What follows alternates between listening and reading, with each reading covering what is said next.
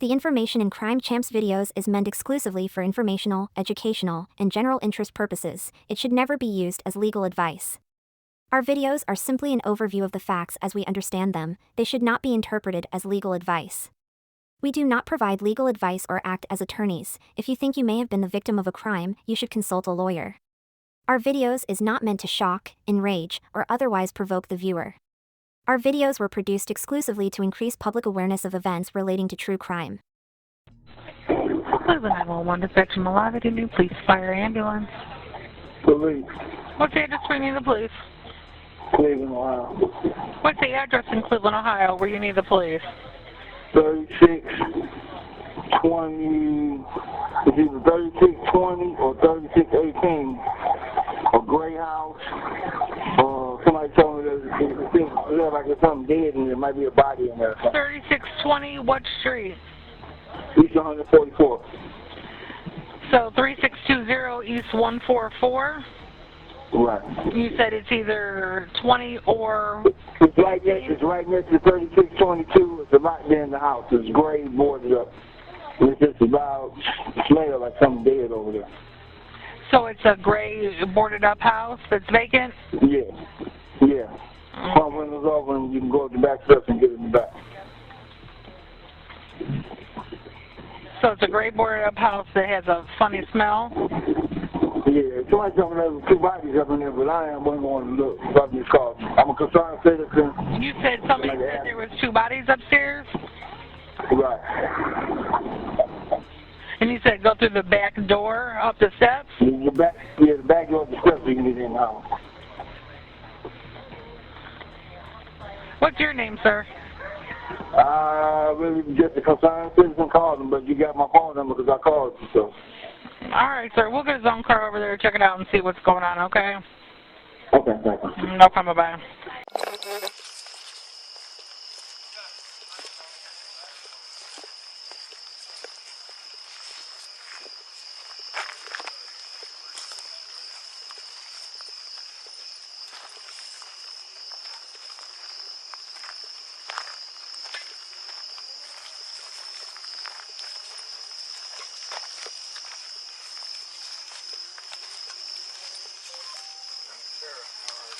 What's up, Steve? I climbed up this back ladder well last time. It's real sketchy. That's the only way in? You actually have like give him like a. Did you want gloves, Shane? Maybe like a front flip. Yeah. Should be too big. This is not how I want to end my night.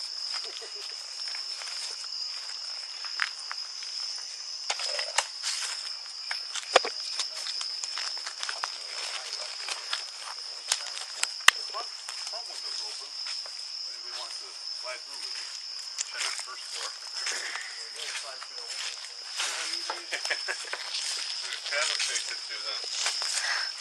And you got a shot.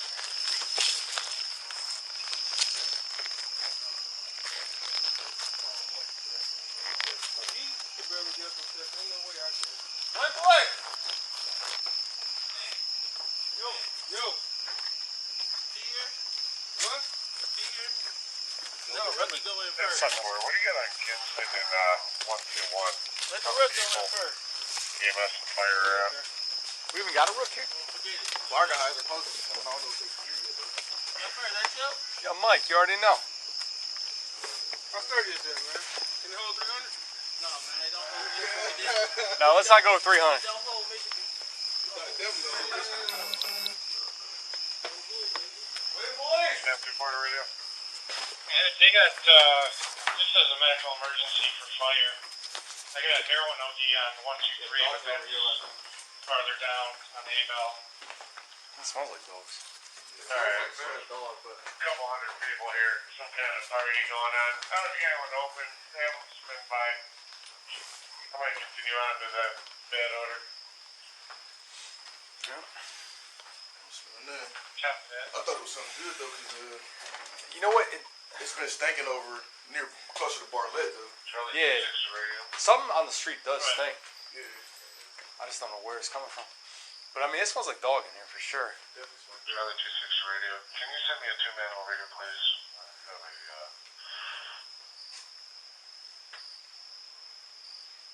30-year-old female, suicidal. I'm probably going to need a transport for CIT.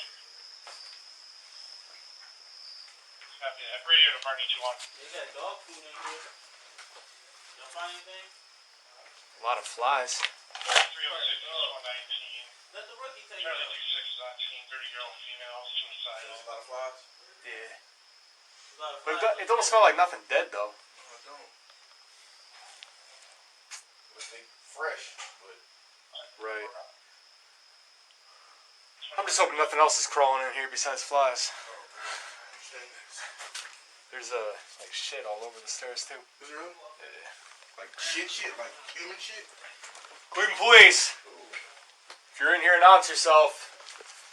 Yeah. No, I think that's dog shit.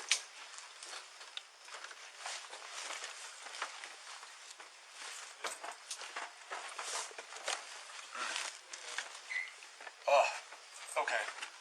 So, a lot of fly here. Oh, dude. What's up? What is it? There's bodies up here. Is it really? Let me see. Bad. Yeah.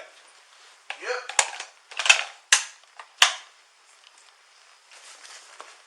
Oh, shit. Yep, we got some. There's Pretty bad. Space you got up there?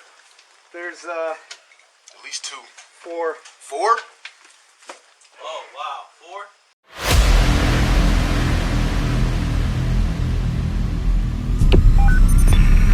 What's your emergency?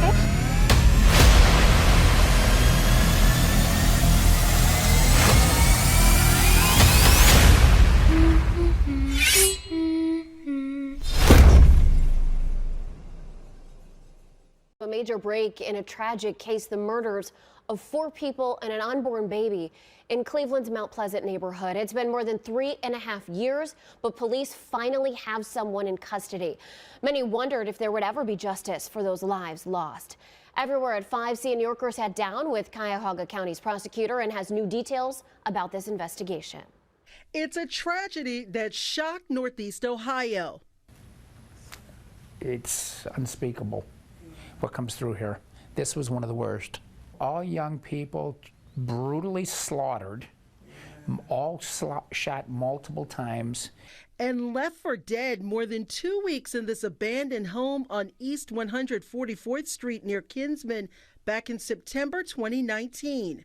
23-year-old Christopher Monroe, 20-year-old DeJuan Willis, 19-year-old Ayanna Quitman, and 18-year-old Jasmine Lawson and her unborn child. For years, police asked for the public's help to find out who killed them, even putting up a $10,000 Crime Stoppers reward, their families praying for answers. Please find answers.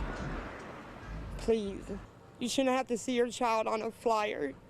It shouldn't have to be a year later and you still don't have any answers. Until now, Cleveland Homicide Initiative has arrested and charged 34-year-old Terrell Silver with 15 counts of aggravated murder and other charges.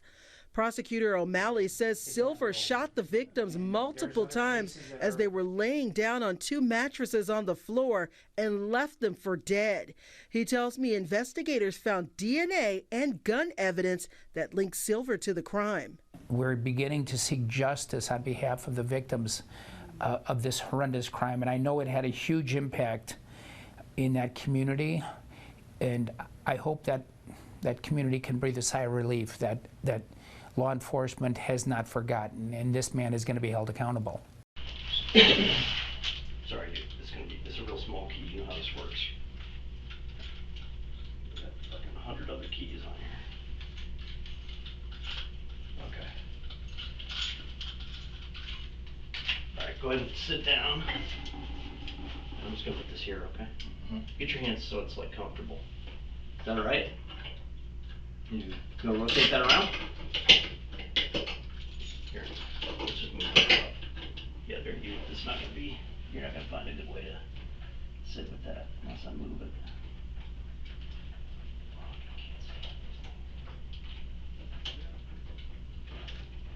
Okay, flip your hand around. Appreciate it. Is that better? All right. Coffee? You a coffee drinker? Sure. Yeah. Thanks, bro. Give us a couple minutes. We'll get right back with you, man.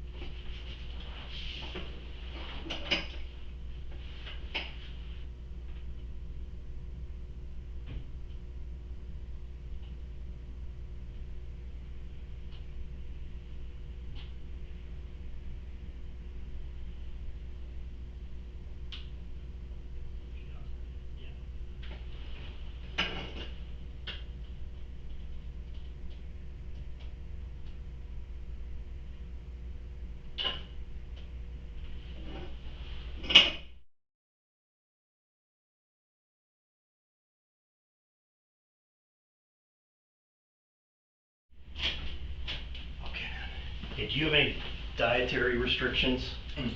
Do you eat everything? Like pork on a... No, I don't eat pork. You don't eat pork, okay. This black, do you need anything for that? No, I'm fine, thank you. No cream or sugar?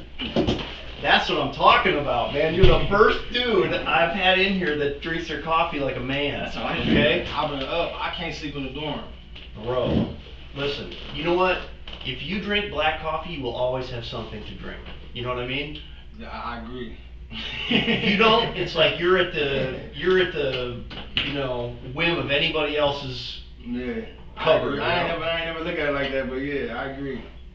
You can always get a cup of black coffee. Or something that tastes like it. Exactly.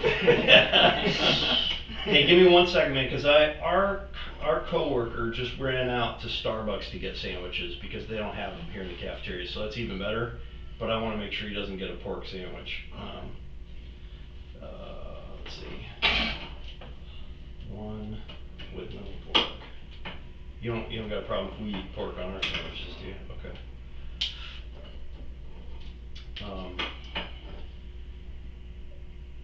All right. I assume Muslim. That's why we're not eating pork. Yes. How long you been Muslim? A couple years. Yeah. How's that going? Born Baptist. You were? Yeah. Okay. Where'd you grow up? West Side Cleveland. Okay. Pure, just Detroit area. Okay. Like Cleveland your whole life? Yeah. Okay. This is gonna sound dumb. My name's Andy. This is Andy. So right. I know, right? Like, there's no way that we can introduce ourselves without sounding Ain't like no idiots. double D or You know, no, it's just fucking lame like that, right? So I can't get around it. You might as well, face it, right? No Andy with a Y. No, it just is what it is. All right. Man. All right. I take it as it. Right. So, listen, man, you are here on this subpoena thing, and we want to explain why you're here. That's all. Yes, But I have some questions about it. Nope, and no problem. We're happy to answer, and this is not going to be a big deal. But because you're wearing orange and handcuffs and all that kind of stuff, we got to do the whole Miranda thing. Okay, so do you have a form? If we do it on a form, we could read it off the wall, but it's just easier if we read it to you off of this, okay? You want to read that to him? Sure. It's your form, so. I mean, I know my rights, and I can say that, you feel me? Y'all read me my rights on the wall. I got you. It's like we have to say it, right. and you don't have to say anything. As you know, you can stop answering at any time. We can tell you, you can just listen, whatever, but we actually have to verbalize them. You know what I mean? Understood. Okay. I'm just read it right off this paper. Before we ask you any questions, you must understand your rights. You have the right to remain silent. Anything you say can be used against you in court or other proceedings. You have the right to talk to a lawyer for advice before we ask you any questions, and to have them with you during questioning. If you cannot afford a lawyer, one will be appointed for you before any questioning if you wish. If you decide to answer questions now without a lawyer present, you will still have the right to stop the questioning at any time. You also have the right to stop the questioning at any time until you talk to a lawyer. Do you understand that? I do. Okay. And then this next part, I'll read it to you. You can read yourself. I have read the statement of my rights, and it has been read to me, and I understand what my rights are. I am willing to make a statement and answer questions. I do not want a lawyer at this time. I understand and know what I am doing. No promises or threats have been made to me, and no pressure or coercion of any kind has been used against me. I hereby voluntarily and intentionally waive my rights, and I'm willing to make a statement and answer questions. So, with that being said, at So, the end. the deal here is you can stop answering at him. You don't even have to answer. You can ask questions if you want, and we're trying to make this like a fact-finding mission for you to explain why you're here. But the bottom line is, we just have to execute this form in order to like go any further at all. So let's if we execute the form, then we'll explain, and you can stop anytime. Do you agree? Okay? Here.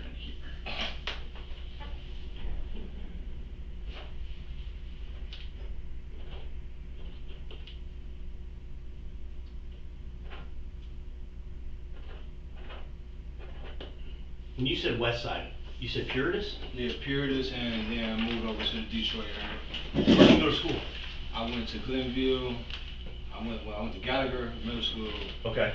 And then I got recruited by Ted Ginn. I played for Glenville. Did you really? School. What'd you play? Wide receiver and corner. Nice, man. That's a fucking pretty big deal to be recruited by Ginn. I blew it though, man. What happened? I got bonded over at 16, and Okay. I did 6 years. What was that for? I had a robbery charge. Okay. Did you play at all then? Yeah, I played. You did? Yeah, I played. Yeah, you had me playing JV and varsity. I was on both sides of the ball. Man, and that's when you were a freshman. So you were 16, you were a sophomore then when that happened? Yeah. Ted Ginn was a quarterback when I knew Ted Ginn Jr. He was a quarterback in high school. Really? He was a quarterback in high school and a safety. Really? Yeah. But they always say you can't teach speed, so you can put him on the field anywhere. Especially if you can hit, he got speed. Yeah. But he can catch, he has speed. that's a different combo, man. Yeah, that's a different combo. Did you like playing? Yeah, I love the game, man. I still wish I could play. But Yeah. yeah, it's a little over for that right for me now. So. Dude, that's one of those things though, man, that you can only see that once you're older. That man, that wasn't worth it. Yeah. You know, but listen, people make mistakes and they get wrapped up in shit that they didn't start, that they didn't anticipate. That happens all the time. We see that constantly, that some people set out to do evil, and other people just kind of get wrapped up in it and something forces their hand, and they're not bad people. Right. That's just what happens. So you spent time at Ginn Academy. Were you living on the west side and going over? Mm-hmm. I'm staying on Detroit then. Okay. All right. I'm getting bussed over there. You got family over there still? On Detroit? Yeah. No, my family stay on. My mother stay on Fleet, on Broadway Fleet area. Oh, okay. All right. Any brothers or sisters? Yeah, I got 2 brothers and a sister out there. Said a few minutes. That's a lot. One of my brothers owned a house with my mother on Fleet. My other brother, he stayed on about 4th District, like 93rd. Okay. Kingsman area. Okay. Dickens. All right. My sister, I don't know where the hell she is. Well, I hope she's all right. So you got, I wasn't keeping track. 3 siblings. 3 siblings. Yeah. Okay. I make 4. Okay. You guys, how close are you in age? About 3 years apart between all of us. Okay. I'm the youngest. The next one 3 years older than me. Okay. And then the next one is my older brother. He's 3 years older than my other brother. And then my sister, she's the oldest. She got my older brother about like 3 years. Okay. So that makes you're how old now? Like I'm 34. All right. So you got a sister in her early 40s. Yeah. And then everybody in between. Yeah. That's pretty good. Yeah. What are they up to? They aggravating as hell, man. Yeah, I'm the youngest. I feel like I'm the big brother sometimes, man. Yeah, you end up hearing all their problems. From jail. Yeah. You're like, listen to me, man. I got problems. Right. Are they? None of them are in jail? No, I'm glad for that. But but they not making themselves useful to my mother. So what's the point of y'all being out there? Like, she needs shit moved. You know what I'm saying? Yeah. Refrigerators and shit like that. Usually I do that. Like, if she called me, I'm there. You know what I'm saying? Yeah. As the youngest, especially, yeah, she gotta keep calling these motherfuckers. Then her son stay upstairs. You gotta call upstairs? Right upstairs. Oh my god. And he doesn't do shit. Man. Dude, that is frustrating. If you let her tell it, man, you would be here, be red in the face, like, man, really? Yeah. Yeah, it's that bad. And then you gotta get on his ass. It's like some commercial shit with the broom. Hey! Yeah. Come on down here, give me a hand. And it's to the point, like, we got an attic, so I think he did that to avoid that. Yeah. So he moved all this shit all the way to the attic. So, so you actually gotta come all the way upstairs to get him. Yeah. I ain't got time for him, man. No kidding, man. It's too much. He's your next he's the brother? And me and him, we the only ones that actually got the same mother and father. Okay. So. Are you guys close? Otherwise? We getting there. But growing up, see, my father took care of all of us. Okay. And he passed when we was young. He died of cancer. Oh, so sorry.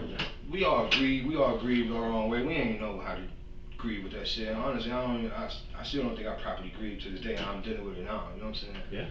So my mother, she buried her head in work. She was a licensed contractor doing construction and stuff. Really? My brother buried his head in school. He ran track. My other brother, he turned to the streets, and my sister fell victim to the streets. Mm-hmm. My oldest brother, being the next father figure, was living a not positive role. I followed behind him because he was around me more while my other brother was in school. Mm-hmm. So that's how I got draped off into the streets and doing dumb shit. And now it just took me years of growing to actually realize, like, wow, I used to do some of the things I used to do as a kid, like, yeah. And like me getting whoopings growing up, like that shit never helped. So I don't whoop my kid. Like, I feel like it manipulates the kid to think that it's okay to put your hands on somebody when they upset you. It's not. So I don't whoop my daughter. So I realized like a lot of shit I used to do was reflected upon me throughout the household where everybody was dealing with. You know what I'm saying? All the siblings, we all fighting each other. My mother whooping us every chance she get, cause she don't know how to deal with it. So anytime we fuck up in school, curfew chick, I'm whooping your ass. So that's how she dealt with it. And over the years, I just started expressing that to my family, like, maybe this is why we did a lot of things we did. And it opened up a lot of doors. Like, my mother, she wasn't very social as far as that, and she ain't know how to deal with it. But she started listening to what I was saying, and it made a lot of sense. And she still feel like she haven't properly grieved either. You know what I'm saying? Yeah. And actually doing that, we still losing family members. You know what I'm saying? So yeah. It get harder for her. You know, I'm trying to get out, man, and stay my ass out. Terrell, that's amazingly like that takes a lot of intelligence to come to those conclusions. Have you had help getting there? Are you getting there? Are people helping you? I had to keep banging my head to figure this out, man. 3 years in Lucasville. That's really impressive. Penitentiary, like, and I had to, like, it's like it came to the point like you can't scare me with segregation, like, because that's where I get my peace. Like, that's where I actually get in tune with who I am. Like, what ticks me off, you know what I'm saying, how I scare people away. Yep. I get in tune with myself, like, it's not loud, you feel me? Yep. So you can't threaten me with, oh, sometimes I volunteer to go to that motherfucker. Man, I go to the hole. Right, I you know what I'm saying? how to think. You feel me? Sometimes I can't think. It's like, I've been up all day, I'm in a dorm. I got hit with a lock in the sock when I was sleeping in Mansfield.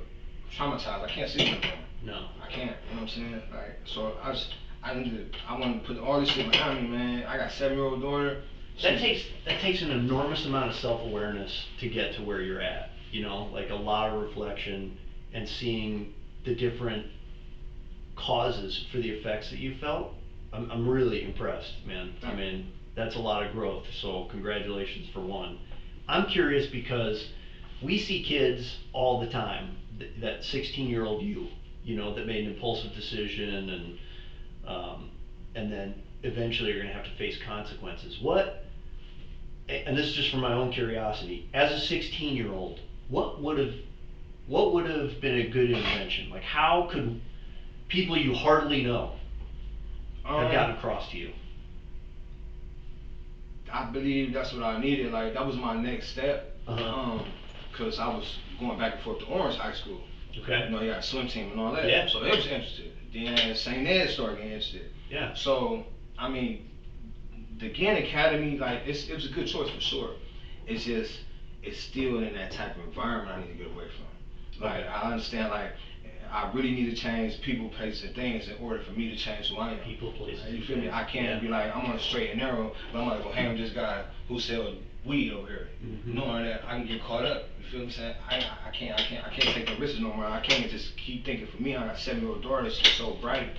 Like, I can't get around her, man. I'm writing that down, man. People, places, and things, right? It's not just about a place. It's not just about a thing. It's not just about people. It's about changing all of those things in order to get yourself completely out of that realm. Cause it's struggle self. Yeah. You feel me? Like I can't like, and if you can't tell if you can't tell yourself the truth, like you terrible. Like if you telling yourself like, man, I need to stop doing this. You know you need to stop doing this, and you can't. That's fucked up, man. Like you know this is bad for you, and you can't stop doing it, and you want to stop doing it. That's bad. Do you think 16-year-old you? I don't know anything about this robbery. You said robbery, right? Do you think 16-year-old you knew that was bad for you? Yeah, I knew it was a bad move. For you, I mean, obviously you know you're not supposed to rob. Right. But did you know it was bad for you? At the time, you obviously know. At the time, no, because I thought I'd get away with it. Okay. So no. So you thought whatever you get from this robbery is going to be good for you, and that was enough. You know, it was crazy. It wasn't even my robbery, man. Well, can you tell me? It's totally adjudicated, right? It was my cousin robbery. I'm driving. Yep. I got my cousin and my friend in the back seat. I dropped them off. 2 chicks pull up and say, "Hey, y'all got some PCP?" I said, "Oh, I don't smoke that shit." So my cousin, he like, "Shit, I got something." He like, I'll take care of it. All right, cool. I'm like, he said he got something. You take care of it. I said, pull over there. Well, I'll swing around. They pull over. I swing around. I park behind them. When I park behind them, when you get out, like you about to go make the transaction with her. So I'm in the back seat. No, matter of fact, no, I was in front of him. Okay. I parked in front of him. So he got out and made the transaction, and I'm looking at in the mirror. Yeah. So I see a bunch of commotion going on, like. So I get out. Yeah. But impulsively, I already got a gun too. Yeah. So when I get out, the gun is already in my hand. Yeah. So now I see what's going on. Like he got the girl's head on the dash. Like put your head on the dash. Yeah. So I'm thinking like, but everything happening so fast. Yeah. And he like pop the trunk. Not knowing that he want the trunk pop, so when he speed off, they can't read the license plate. Not knowing these girls smart as fuck, they ready why you grab them putting their head down on the dash. But everything is happening so fast, you feel me? So when I attend to the situation, I'm trying to hurry him and get it over with, get him in the car and get the fuck out of here. Yeah. But you know, they already got the license plate, and I went home. Man, they came looking for that motherfucking vehicle. Really? Police did, or their people? The police they had 2 girls in the car. Oh, they did? They came around looking, and it just so happened I was coming outside. It was meant to be, man. It was meant to be. Like, how you doing wrong, man? Get ready for this shit. Cause I'm coming outside. I'm going to the trunk to get some clothes. Yeah. Police come right on the street, man. Yeah. And put the flag, put the big beam on him from the car. Yeah. And I guess while he doing that, he asked him like, "Do the other like them?" And they hopped out. Were you with the other guys at that point too? I was with my friend. Okay. My cousin, he got away. Oh, he did? He got away. So, in that instance, like, see, that's a difficult spot because you didn't even know they were gonna do it. You know? But at the same, you know, like and I ain't gonna make an excuse because at the end of the day, I could have peeled the fuck off. I could have peeled off. I don't know that you could though, man, because that's your cousin. Yeah. You know? But you feel me? Like now I'm older, you ain't think about me when you went back there and you ain't learning you was about to do this dumb shit. Yeah, but what if something happens to him? You know, like what if those girls get real froggy and they've got a gun and they shoot him, or you know, like, then that's on you too. Like not legally, but on your conscience. You know? I mean, not. So we use not Terrell's days conscious. Like, so we use this example all the time, or at least I do. I say. So I'm not going to tell you about the actual case because it's not done yet, but so here's the situation, right? We're working on a case where somebody's killed.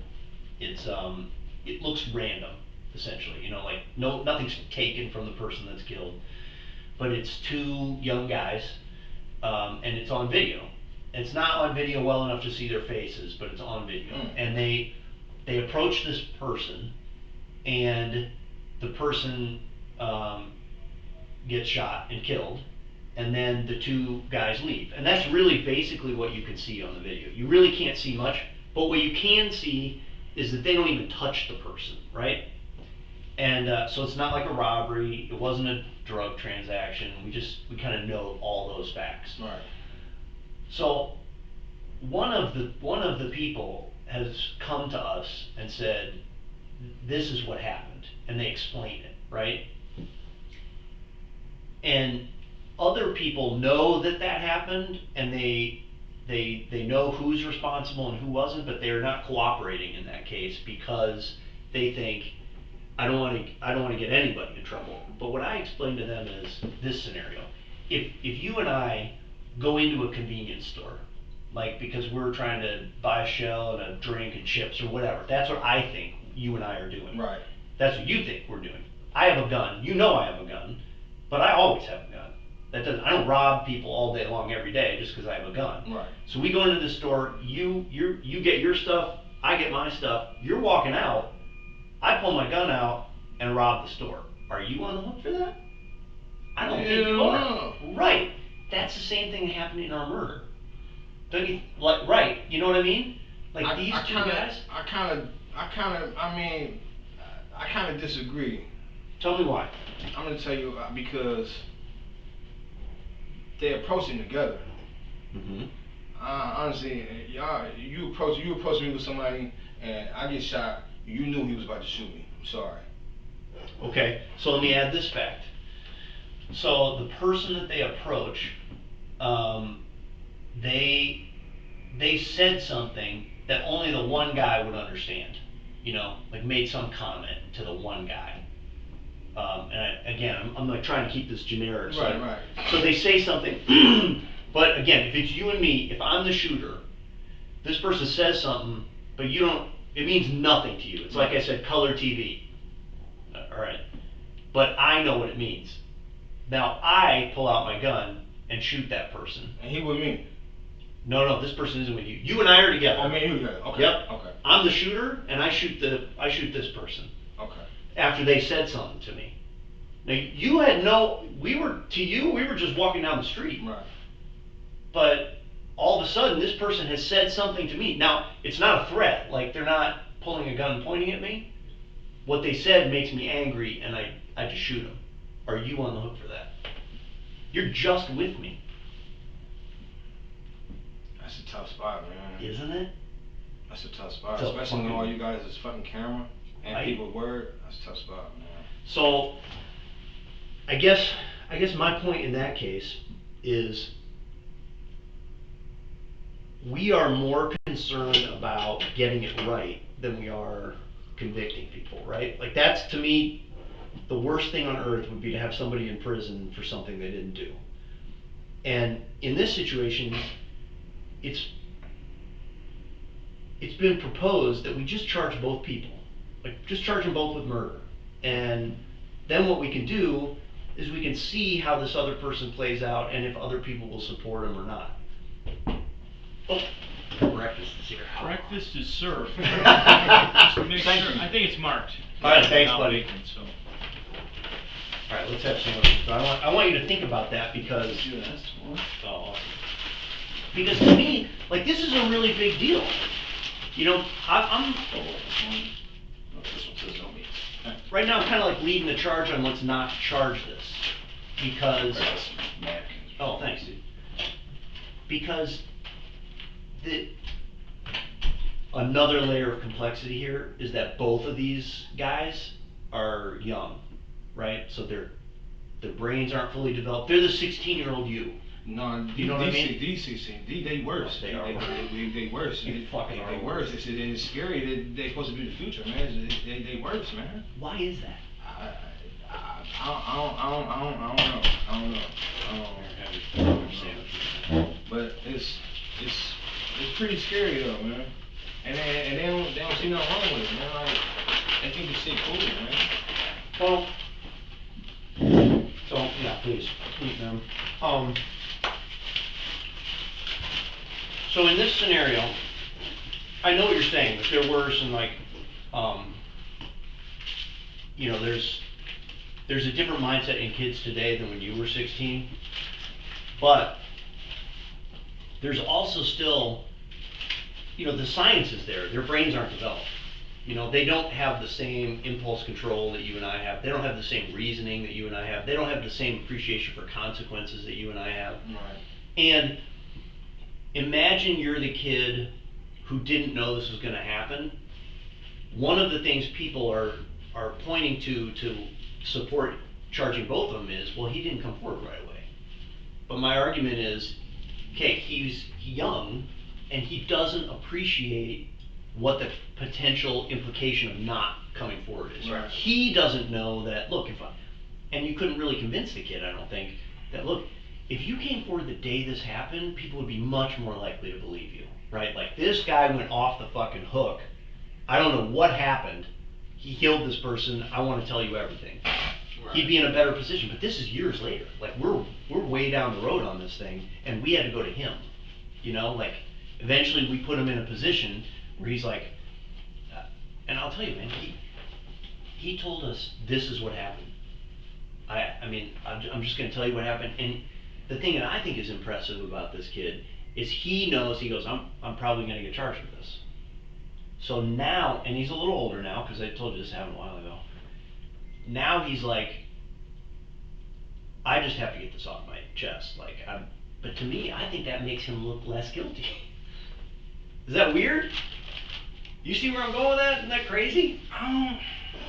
Man, it's a shitty situation, man. Right? Because, I mean, it's so many ways you can look at it, man. Mm-hmm. And then you don't want to put the wrong person in the tight spot, man. Dude. Like, it's, you know, that's tough. Is that okay? Yeah, that's tough. I want, like, we do spend, people don't believe this, but we do spend a lot of time trying to get people out of trouble. You know, like, because the streets say a lot of shit. And people always come to us with, the street said X did it, Y did it, whatever. Right. And that's just rumor, you know? Like, people just bullshit. And then one person bullshits somebody and they don't know they're being bullshitted, all of a sudden that's gospel. That's the fucking truth. That's like when you was in school. They tell you whisper one thing, Uh-huh. and you get it all the way around, the whole fucking whispering the same. Mm-hmm. Right. So we end up being the last seat in that circle a lot of times. You know, comes back to us. You said red cap, we got green tomato, you know? And what we try to do is, especially when a case goes to a court, right? Even if we had the right guy, all that right guy's defense has to do is point to the wrong guy that we got information on and say, see, there's evidence that this person did it. So a lot of what we have to do is prove that this person didn't do it before we even prove that this guy did do it. You know what I mean? Right. So we spend a lot of time trying to do that, and to me, sometimes that's the best work we do, because I mean, not to bore you with this, but I had another case not that long ago where a guy came in here, we brought a guy in here, and that's what happens. People don't walk in, right? You know how it goes. So we bring a guy in here, and he tells us that he knows that this one particular guy was involved in this carjacking and that killed a guy. And he shows us text messages on his phone where he's talking to the guy who he says did it. And the guy who he says did it is talking about how they bodied that bitch. You know, he's like, we did this, you know, Michi shot him with the double nickel, you know, like, I mean, all this stuff, like, and so that looks like a fucking damn good suspect, right? He's saying things. But when I'm reading these messages, he's talking about, like, yeah, and then we took the car and we put it in the lot and we wiped that bitch down. Like, man, but when we found it, it was on the street and it didn't smell like bleach or nothing. You know, like, it wasn't, right, like, that didn't exactly match up. Well, we ended up, fast forward, like a year or whatever, and I'm not even sure this cat knows that we did this, but we got a source to go talk to him and record it. And because we didn't believe it, and not believe it. I didn't think he was going to tell us the truth, right? But we get this source, and he then tells the source on the recording, he's like, oh man, I didn't do that shit. Dude, these four guys did it, you know? Well, why did you say you did? And he's like, man, I wasn't, you know, I was just playing kind of thing. You can't. Bro! Yeah, you can't. You playing with fire, dude. Yeah, fire. Uh-huh. It's propane, shit. You're playing with your life. Yeah. So, I mean, bottom line is, I think that, oh, hang on, Kristen's locked in the hallway here. Let me tell Dave, can you get Kristen? Get back door. Okay, yeah, Kristen's at the side door. All right. I love these, but they get cold fast. Mine was cold in the middle. Was it? Mm-hmm. We were right. Yeah, it was all right. Mine was a little cold in the middle. Well, we got a microwave around the corner. I mean, I was kind of hungry, so I'm past that part now. Better than a bologna sandwich. Yeah. Yeah, so cases like that, we spend a lot of our time like imagine the effort we had to do just to find a guy that knew that dude, that could then work as a source, that we could then have, who knew the dude well enough to have that conversation with him. You know what I mean? That's some good work. But, thank you. But, the reason I bring it up is to me, it's like the most important work we do. You know? Making sure that we got the wrong guys out of it. Right. Because, one, probably most importantly, I don't want to see anybody going to prison for something they didn't do. That's most important. But two, it's going to keep the right person from, from justice being served with the right person, right? Like that's ultimately what is supposed to happen. I'm also not like a big, I'm actually not an eye for an eye kind of guy, like a life in prison kind of thing. People do things for a lot of different reasons, and there's a huge spectrum. And I think the journey that you've taken with your own self-realization, understanding where you came from and why you did the things you did, may have led you to the same place, but this spectrum of why people do the things that they do is all the way from crazy maniac that is just like, a heart of evil, right?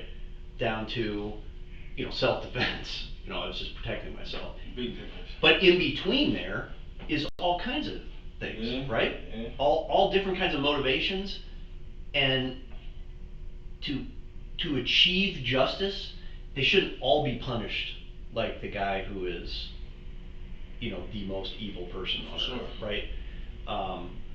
You do have to pay a debt to society when you make a mistake, right? That's our contract with the people that we live with, right? I'm willing to assume my responsibility, and I'll pay the price that I need to pay, but it shouldn't be a throw the key away kind of situation.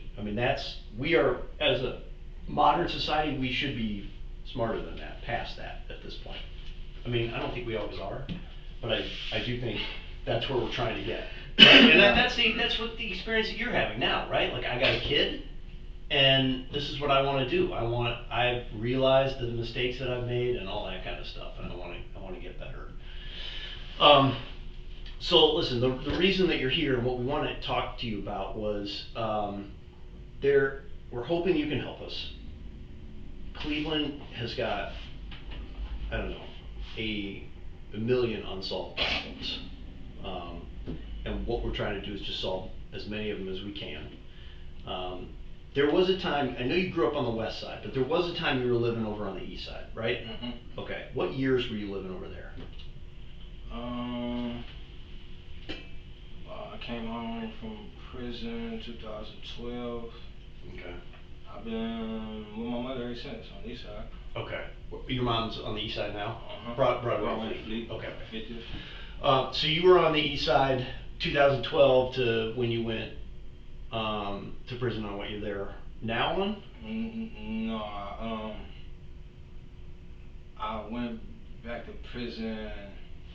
I did 6 months in 2014 for a gun. Okay. 6 months for a gun? Yeah. Came home. was out probably another 2 years, and I got caught another gun. I went to CBCF, and they violated me from CBCF. Another guy escaped. I was in awe, stuck, like, damn, he really escaped. And then they said on camera, they're like, I had something to do with it. I said, Your Honor, if I had something to do with it, I would have left with him. Right. Gave me 3 years for that, man. You're kidding. Gave me 3 years for that. Because you said you had something to do with somebody else getting out? I would have left with him. Why would I do that? I would have left with him. They called him, he got less time than me. You're kidding. I'm not kidding, man. I'm not kidding. I'm not kidding. That was the year my daughter was getting born, man. That was and you did 3 years on that? Came home, she was like 2.5. So when you came home, that was what? What year was that? 2019. You come back in 2019 from doing 3 years on sticking your head out the door or watching something on camera. And your daughter was how old then? She was just getting born while I was at CBCF. When you, okay. Holy fuck, man. Yeah, that was the worst. There was a time, so I think it may be 2019. You were living, where'd you live when you came home? In 19, yeah. I stayed on Dickens. On Dickens. Yeah. Do you remember the address on Dickens? 10,001. 10,001 on Dickens. 10,001 Dickens. Was that a house or a apartment? It's a house. Okay. What kind of work were you doing then? Food. I was working at Bridgeport Cafe. Where's that? It was right there by it's off Kansas. It was right there by the library, the little plaza. Oh, okay. Like right across from CMHA. Yeah. Okay. Bridgeport Cafe. Bridgeport Cafe. It was a small private little cafe, but it ain't there no more. I guess it last long. Right down the road from the 4th District, right? Yeah. Did you ever live over on 143rd? No, on 144th. On 144? Yeah, okay, on all right. 144th there. What's that? Bartlett.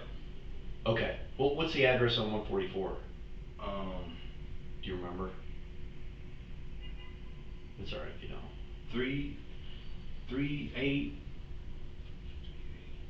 Is it 3816 or 3818? 3816 or 3818. How long did you live there? She moved there. I think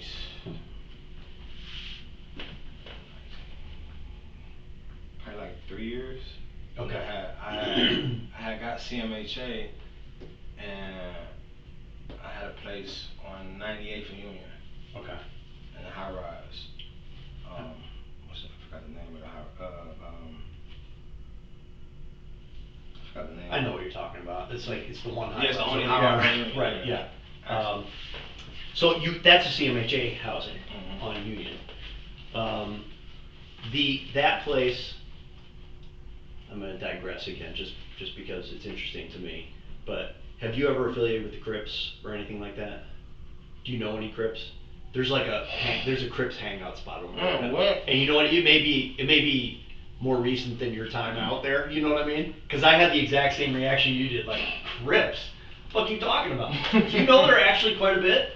Yeah. Now I do. Yeah, I didn't know either. I knew the GDs hang out downtown. Yeah, but that's like old news. That's child's play. Yeah, that's right. Well, and the Crips are just like anybody else. They'll tell you they're a social group. But this shit is this news though. This is news. Right? I know. I only bring it up because it's pretty close to there.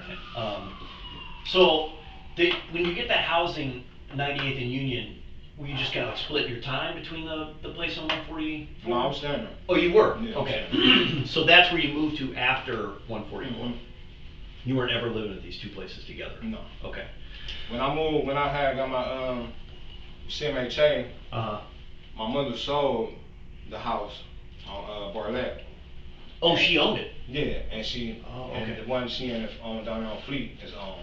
The one on Fleet on and the one on Dickens on. Okay. Your mom was in contracting. Mm-hmm. Was she working on those houses then? Off and on. Okay. She a case manager at Harbor Lights too, so. Oh, really? Yeah. Is she still doing that? Mm-hmm. That's awesome. Yeah. And does she have like her contractor's license and all that kind of stuff? Does she flip houses and? Man, this is a crazy housing market to be doing that kind of work. It's booming right now. Yeah. It's booming right now. I can't imagine she's got a lot of time to be a case manager if she's working on these houses. She working on her own house when she gets time. That's about it now. Yeah. Okay, so and this is kind of what we're focusing in on, that 144 Bartlett area was, I mean, it was not known for its peace and tranquility at the time, right? Still kind of got a lot of stuff going on. Were you aware of any incidents that were going on over there? I know you were working at this Breezeport and all that kind of stuff, but I know one in particular incident is part of the reason why she left from over there. Okay. My nephews, I have 2 nephews who stay with my mother. Okay. So he's sentenced already right now. So that's casino, I bet. Yeah. Yeah. So yeah. The murder on Durkee and all that shit. So that's why she left from over there. They shot her house up. They shot my mother's house up. Right. In retaliation for what they believe. She left from over there. Okay. What house did they shoot up over there? That one on Bartlett. The 144 house that you were staying in. Yeah. When did they shoot that up? Right after it happened? It was January. I know it was January for sure because I was serving my parole violation. And she was on the phone and January 2020. I think so. Yeah. So that one happened October 3rd. That was Halloween, October 31st, 2019. That's that Turkey. With casino, that Durkee shit. Yep. Yeah, I was talking to my mother on the phone, and she was just, man, it just blew me. Like, she was so scared, and at the time my uncle was over there, and they shot again, and one of the bullets came through and barely hit him, and the bullet landed on him though, like. And she like, that's it. No, what was the last straw was they threw a cocktail bomb through her side window.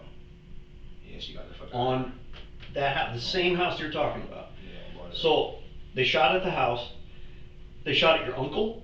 Well, he was in there when they shot the house. So it's the same incident that he almost gets hit, and then they also threw a cocktail at the house. Yeah. Was that when did they throw the Molotov at the house? That might have been January too. I know I was still serving my parole violation. Oh, dude. And so she was like, "We're out of here." And it was just. And then she wouldn't let me get back on the phone. I went to the hole that day, man. You're like, listen, somebody's trying to kill my family. Yeah, my mama. For real, man. I mean, besides myself, man, that's all I got. My mother, man. I mean, now I got a daughter. You know what I'm saying? But that's my mama, man. Like, you know what I'm saying? Then I don't know what my nephew's into. You feel me? Right. They out here, you feel me, doing weird shit. They'll pop up 1 minute, change clothes, and y'all back out. I don't know what they into. You feel me? Like, I don't even know who the fuck to look for. Like, and my mama, she got cameras on her house. Like, so they be winding the camera, and showing it to the police. Like, and she was just so upset that she couldn't get no results from the district. She's like, fuck that, I'm getting out of here. So I'm here for my safety. I'm glad that you got her out of there, though. I mean, that she got out of that area, because that stopped it, right? I mean, they didn't find her wherever she went to. Yeah, they stopped it. You know what group your nephew was into that was causing all these problems? What's crazy is, from what I heard, they was the same shit. Right. I mean, you're hearing the right thing. Right, you know what I'm saying? It's the same group. It's not like one group on another. This was like an internal like issue. I gave that up one time. You know, like I was the hardest fellow for 20 years. Like I'm in trauma right now. Okay. So you know, they want me on count, and I'm cool. Really? That shit. Yeah, I don't How do you do that? Like where you're at? How do you say I'm not? I'm gonna fight, man. Okay. I'm gonna fight for what I believe in. Like I done fought so much and gave up so much for this shit that wasn't for the right thing. Yep. I'm not about to keep doing it. And ain't none of y'all gonna make me do it. Right. Like, I'll fight y'all. Like, you know what I'm saying? Ain't nowhere they can send me. Ain't no state of Ohio. I ain't been. So you feel me? At least that shit'll be behind me. I ain't gotta deal with y'all no more. And when you ain't in the game, you can live your life the way you wanna live your life. You can't do that shit when you're in the game. You gotta be tough to do that though, man. Yeah. You can't do that. I refuse that. I mean, they say you gotta be a great father sometimes to be a great leader. I believe that to a certain extent. And I learned what I needed to learn while I was following. And I'm done with that shit. I'm gonna leave. I'm not about to, no. Do they leave you alone? Yeah. Ain't nobody about to make me do nothing, man. Like, because you got that reputation. Yeah, and then you got a whole bunch of young punks coming in, and you know what I'm saying? And then the gang shit, man, it's just overrated, man. It's just, I don't even know why they even call it a gang no more. Like, they don't even stick together. Yeah. This shit is overrated, man. Like, you hardest fellas is different branches. Yeah. But they opening up different branches in order, it's creating a power struggle. Okay, so. Right, one leader versus another leader. You know what I'm saying? So, this is, for example, say, 4th district branch, 3rd district branch, 2nd district branch. You're on the 3rd, I'm on the 4th, he on the 2nd. He tell you, you gotta go whack somebody. I'm saying, I ain't gotta go do shit. I'm 3rd district, he's 2nd. Yeah. You feel what I'm saying? But at the end of the day, he's a higher rank than you. But people keep them branches open to keep them from having to get their hands dirty and have other people do shit that they don't want to do. Interesting. You feel what I'm saying? Yeah. No, man. No, man. You feel me? Don't you come in, it's to the point like you come to me and ask me to do some dumb shit, I'll probably punch you. Like, get out of here, man. Like, yeah. Even if I'm a higher rank. Yeah, like, different branch. Because that's what it be like. They want people to go do shit that they don't want to do themselves. Like, they get to the point where, I got this rank, I can kick back and relax and just chill and be the puppeteer. Nah, man, that ain't how that work, man. Yeah. That ain't how that work. At least not with me. That's good. That's how you get yourself. That's how you keep yourself straight. Yeah, like, man, I honestly, man, it's sad to say, but man, I respect the shit out of homosexuals, man. Especially in the joint, man. Okay. Who be like, yeah, this is me, I'm gay. Yeah. You feel me? Whatever. Fuck, I'll fight you. I'll take a dick too, whatever. Yeah. You feel what I'm saying? But that's who you are. You feel what I'm saying? You be who I can accept that, I can respect that. Be who you are. Yeah. You feel what I'm saying? But don't listen, even not in the joint. Yeah, even not in the joint. Penitentiary rules in effect at all times. Yeah. So even not in the joint, you feel me? You see the main people like you will see talk about homosexuals and you know they bash or make fun of them. They be in the closet queers, man. You feel what I'm saying? I call some of my dudes, you feel me? But I don't say nothing. What you do with your dick is your business. Yeah. But don't try to put other people down to lift you up and you in the closet, man. Shit. That ain't cool, man. No. That ain't cool, man. Bro, I mean, penitentiary rules in effect all the time. That's a rule that should be. That covers all shit. That's what I mean. Like, what? First of all, what the fuck does it matter to you? You know what I mean? Right. Like what? Right. How the fuck is it affecting you? You feel what they want to do? Exactly. Right. It took me a while. So like, simple. Yeah, like somebody that say something shitty about you, yeah, or hate on you because you're doing something that they want to do better than they can do. What the fuck, man? Right. Just teach me how you doing this shit, man. Right. You know what I'm saying? Yeah. Just build it together, right? Iron sharper iron, man. Yeah. People want to take the iron out, man. Listen, I couldn't agree with you more on that, man. I think if people would just, it's a lack of self-respect almost, you know? Like, if you respect yourself enough, then why the fuck would you care what somebody else is doing, you know? It's not affecting you at all, right? It's the way they want to live their life. What is the difference, you know? And well, I do get it. I figure it out. You feel me? It be some personal shit that person be dealing with, and you know, they be trying to put other people down. Don't not surprise me no more, man. Right. Well, it's interesting that you already heard and that you know that there was like this was an internal thing. It's Scheme Team. Have you heard that group before? So that's like the group that they were calling themselves. Scheme Team? Yeah, Scheme Team. Listen, all the names are dumb, right? But that's just another reason to have more control over somebody. And I'll tell you, Casino's deal, but just between us, is he was one of these guys. Remember when we were talking about earlier, like it's not. I got involved in this and it wasn't my thing, right? That was Casino's deal here. Like Casino ended up coming to support his dude, to make sure that his dude was going to be okay, and ended up in a really shitty situation, you know? Now the problem is that the lead up to that, the situation his dude got into, he pretty much created, you know? Like, that was a really tough case because you gotta decide. I think this is a perfect example of that punishment spectrum we were talking about, you know? And I can talk about this case because it's over. But I investigated that. And one of the things that we were really worried about was somebody like Casino doing the rest of his life in prison. Because that's what I was worried about too. Because he's not supposed to do the rest of his life in prison. Man, he's a that little boy is smart, man. He was on a wrestling team for Shaker. I just tell him all the time, man. Yeah. Like, He's on Shaker's you're not a wrestling. gangster, man. Just stop, dude. Like, okay, you can fight, you can protect yourself, cool, do that. But man, don't go out looking for this shit, man. Like, I've been doing this shit all my life, man. It's not cool. It's not what you want, man. You know what I'm saying? I'm telling him this as an uncle, man. Like, he tell me, he look at me as a father figure more than his own father. I'm telling you, I'm not gonna tell you not wrong, man. This is not what you want, man. Yeah. And then I mean, literally, man. This is probably was a few days before that. Yeah. You know what I'm saying? I had got on him and his brother ass like, what y'all doing? And a few days later, sure enough, like, I'm on the Instagram. Yeah. And somebody personally put his picture up there. That wasn't even a real mugshot. Like, somebody went and found that motherfucker and put it on there. And put their own caption under there like, yeah, we looking for him. So I'm like, man, what the fuck? Got to looking for him. Trying to see if I couldn't get a hold of him. And then word came back around to me, what supposed to have happened. He wouldn't even come to his own grandma's house. Yeah. You know what I'm saying? So I can't even get word from him. He won't answer the phone. Oh man, I can't talk on the phone. Bro, you need to tell me something. Because whatever you got going on, man, grandma's in jeopardy, boy. Yeah. You know what I'm saying? Tell me something. Right. Can't even tell me shit, man. So then I go down on his parole violation, like, I'm like, all I could do was pray for my mother, man. So she moved, so I was cool. But yeah, Casino, man. But I mean, he came. If you ask me, he came out.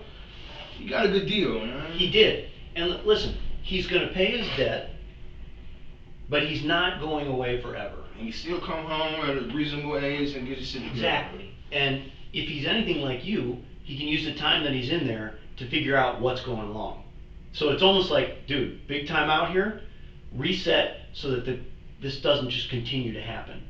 And in a fucking weird way, I think it saved his life for two reasons. One, the streets do look for people, and they got a real long memory, right? Yeah, and he don't have nowhere to go. Right. But number two, that just perpetuates the same cycle of violence, right? You know, now he's like hiding out, he can't get a real job, now he's constantly carrying a gun. That's what made him come for my grandmother, because they couldn't find, that's what made him come for my mother, because they couldn't find him.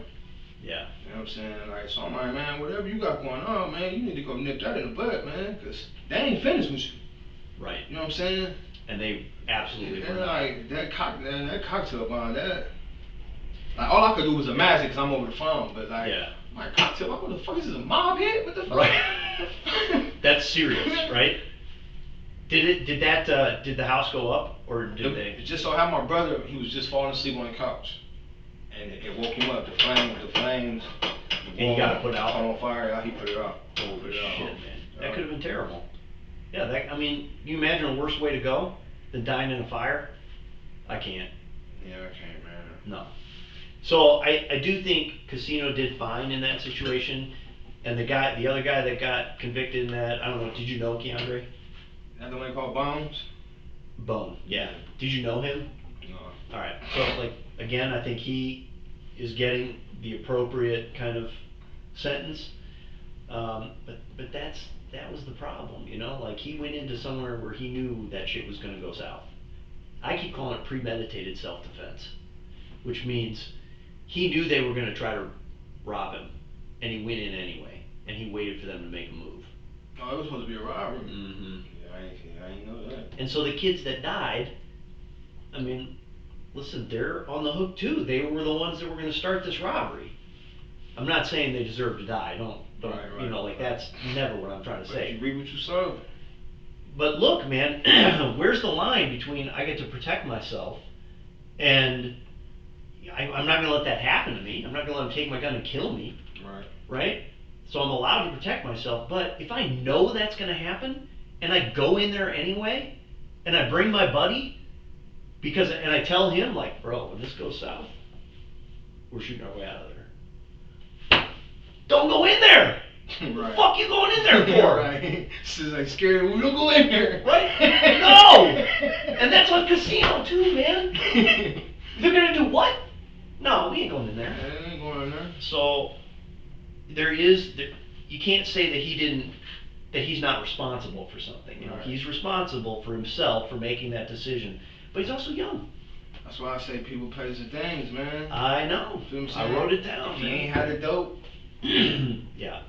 they wouldn't have been there at all. Right. Yeah, I wouldn't have no dealings with you. You wouldn't have shit to say to me if I ain't had no Right. dope. Right. You feel me? All that lead. So what the fuck happened? And that's why I do really think that in multiple ways this is going to save Casino's life. He's got time to figure out how to short circuit things continuing to happen, that cycle, and nobody's looking for him. I'm looking for him. I need to get a hold of him. No, Yeah. he need guidance, man. He acting out right now. He already got assault. You can send him letters, right? Yeah, he already got assault. He in Lebanon right now already. He got an assault?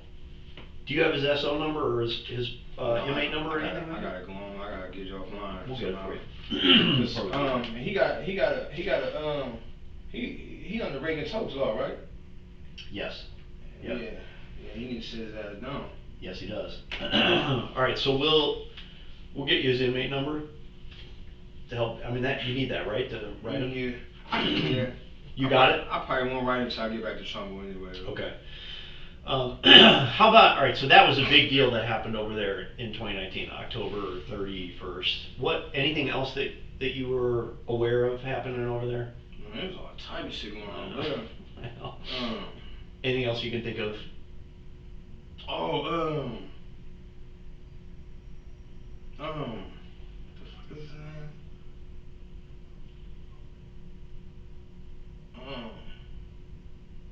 Pumpkin?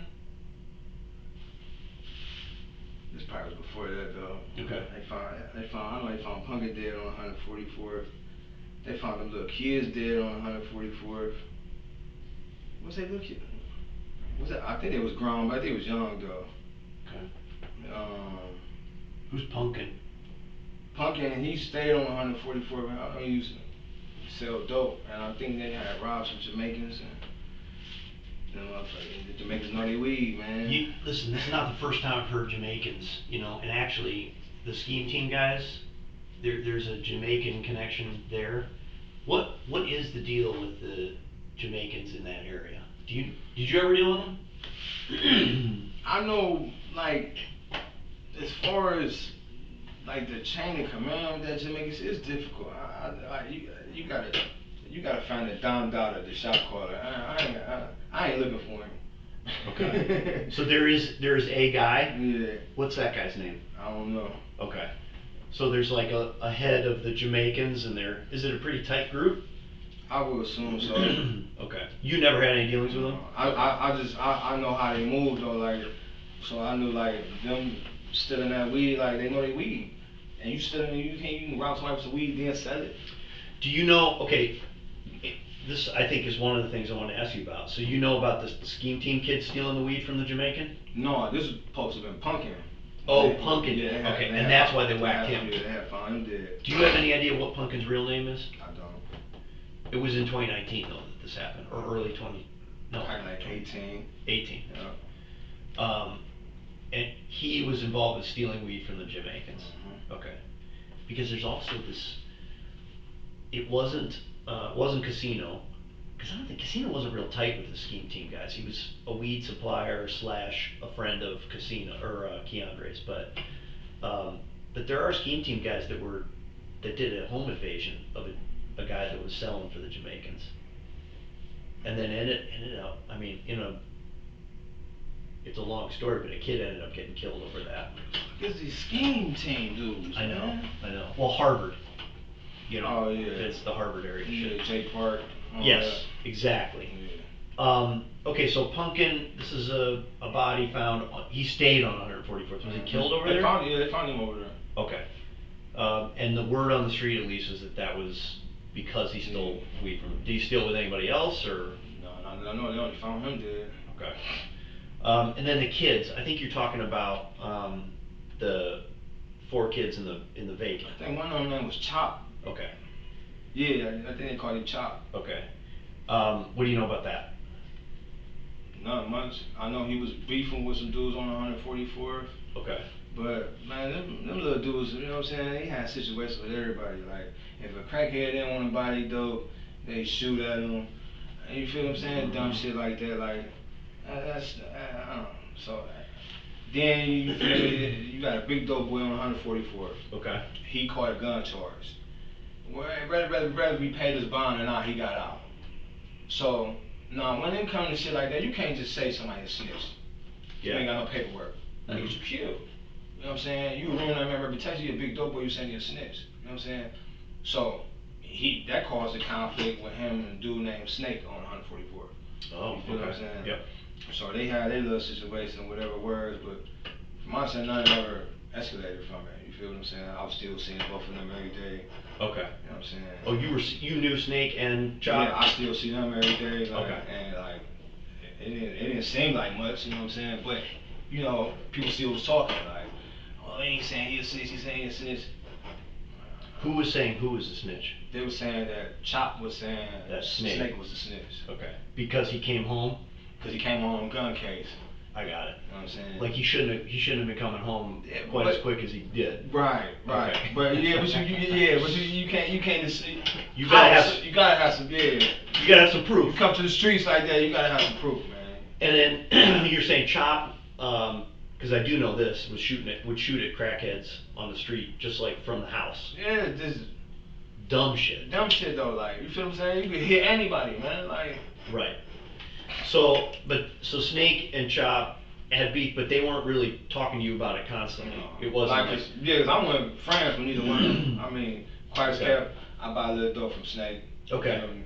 Yeah. Sell a little dope or whatever. You feel me? And for some reason, like when I come for my business, people feel open to talk to me about some shit that they got going on. You know, like, yeah, man, you know, little bitch ass motherfucker over here, man, such, shit like that, you know what I'm saying? It's just politics, but I'm grabbing my shit, I'm going, you know what I'm saying? I ain't got nothing to do with that. So you would buy from Snake, would you buy also from Chop, or you were selling to Chop? No, Chop sold.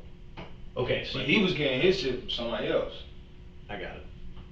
So, but you purchased from Snake, you did not purchase from Chop. No. Why would you see Chop?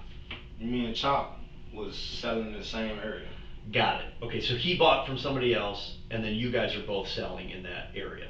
Yeah, I guess his brother, he got an older brother who sold dope, but he from like Cedar area or whatever. Okay. So I guess he used to drop the dope on Chop.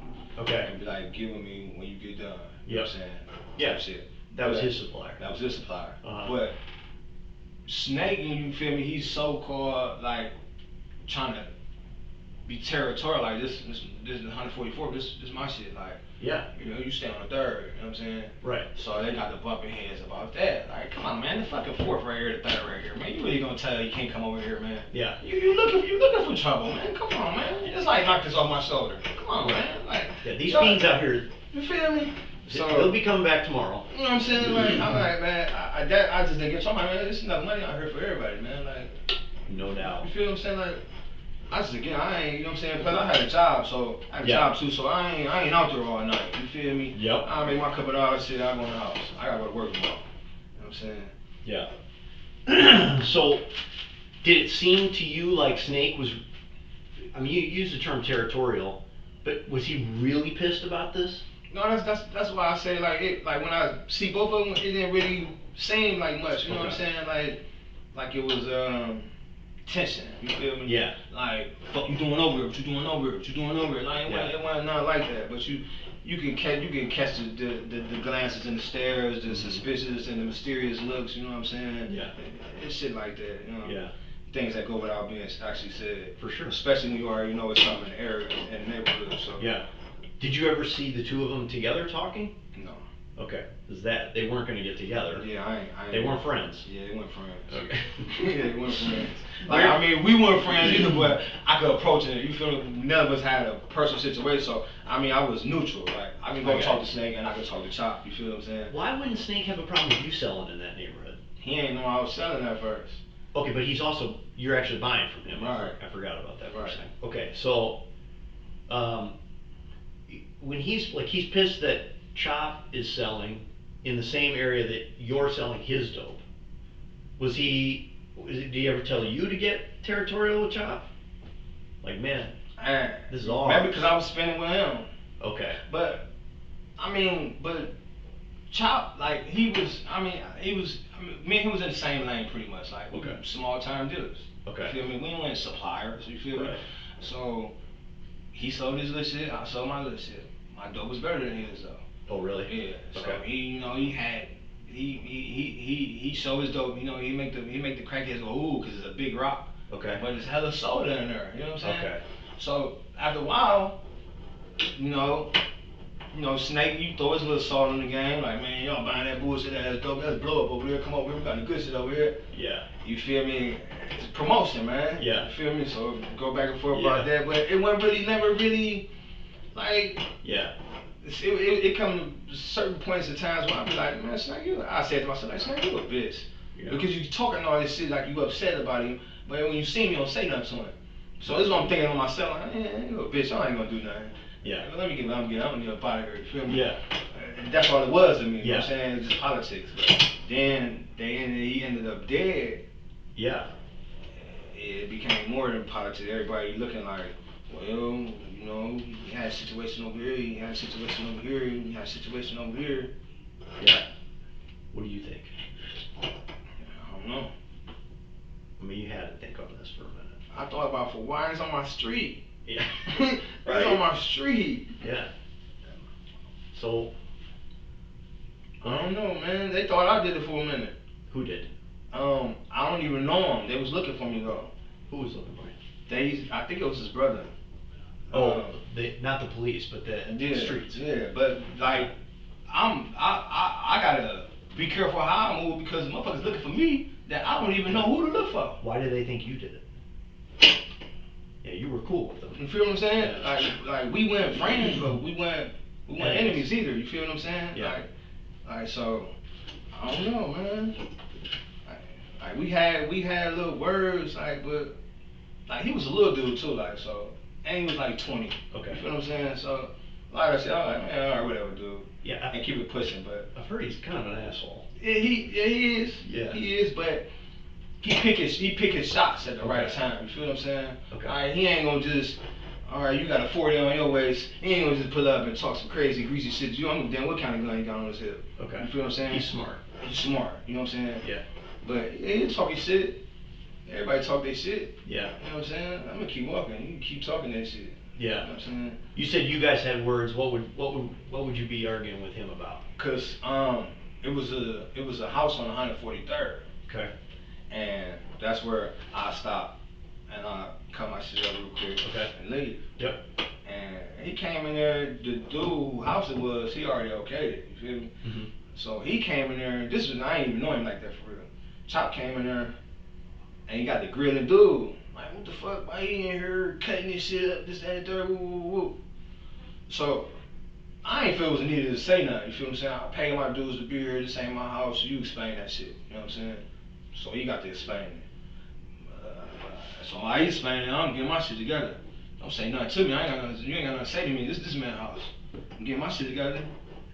But while he grilling and talking to him, his words is starting to sway towards my way. Like, he get to look at my way. Like, who you talking to, man? He like, you. I'm like, look, bro. He said, man, I can do what I need to do in here, bro, and I can go about my business. But you talk to him, man. That's this man's house. Mm-hmm. You got to grill him. I left. Mm-hmm. You know what I'm saying? Came back outside. I actually went back over there. He went over there. Sometimes be a lot of fiends, a lot of crackheads in there. Mm-hmm. So I made a couple of hours in there. Still shaking, like, you know what I'm saying? Went on site. Live on the same street. I ain't got time for that. Every time I come outside, we got. Yeah. Alright, you feel me? Right. Little words. It was cool the next day. So that was it. He was just pissed that you were cutting up in this dude's house. What stake does he have in his house? He tried to make that his dope house.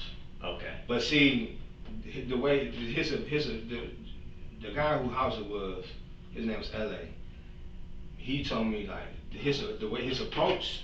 Mm-hmm. He was trying to instead of a proposition, he was trying to bully this man out of his house. Oh. You feel what I'm saying? Yep. Now the man he smoked up too. Okay. So he like, take care of me. Yep. Take care of y'all. You feel what I'm saying? Right. Handle your business and make sure you take care of me before you pull out, whatever. Right. I did that. Square business, you feel me? Yeah. You let me use the house, here's the payment. Square business. Yeah. But he trying to bully his way in. Yeah. You know what I'm saying? Yep. You feel me? I'm keeping it square. I pay my dues, I'm out. You feel me? That time I need to come here, I pay again. Yep. I ain't looking for nothing free, because I know how the game go. You feel what I'm saying? I don't want Right. to say you did shit for me for free. Right. You know what I'm saying? I paid you for that. You ain't give me nothing. Yep. So that's how I came my business, you feel me? But we was still bumping to each other because he was still coming there, and he was washing his clothes over there.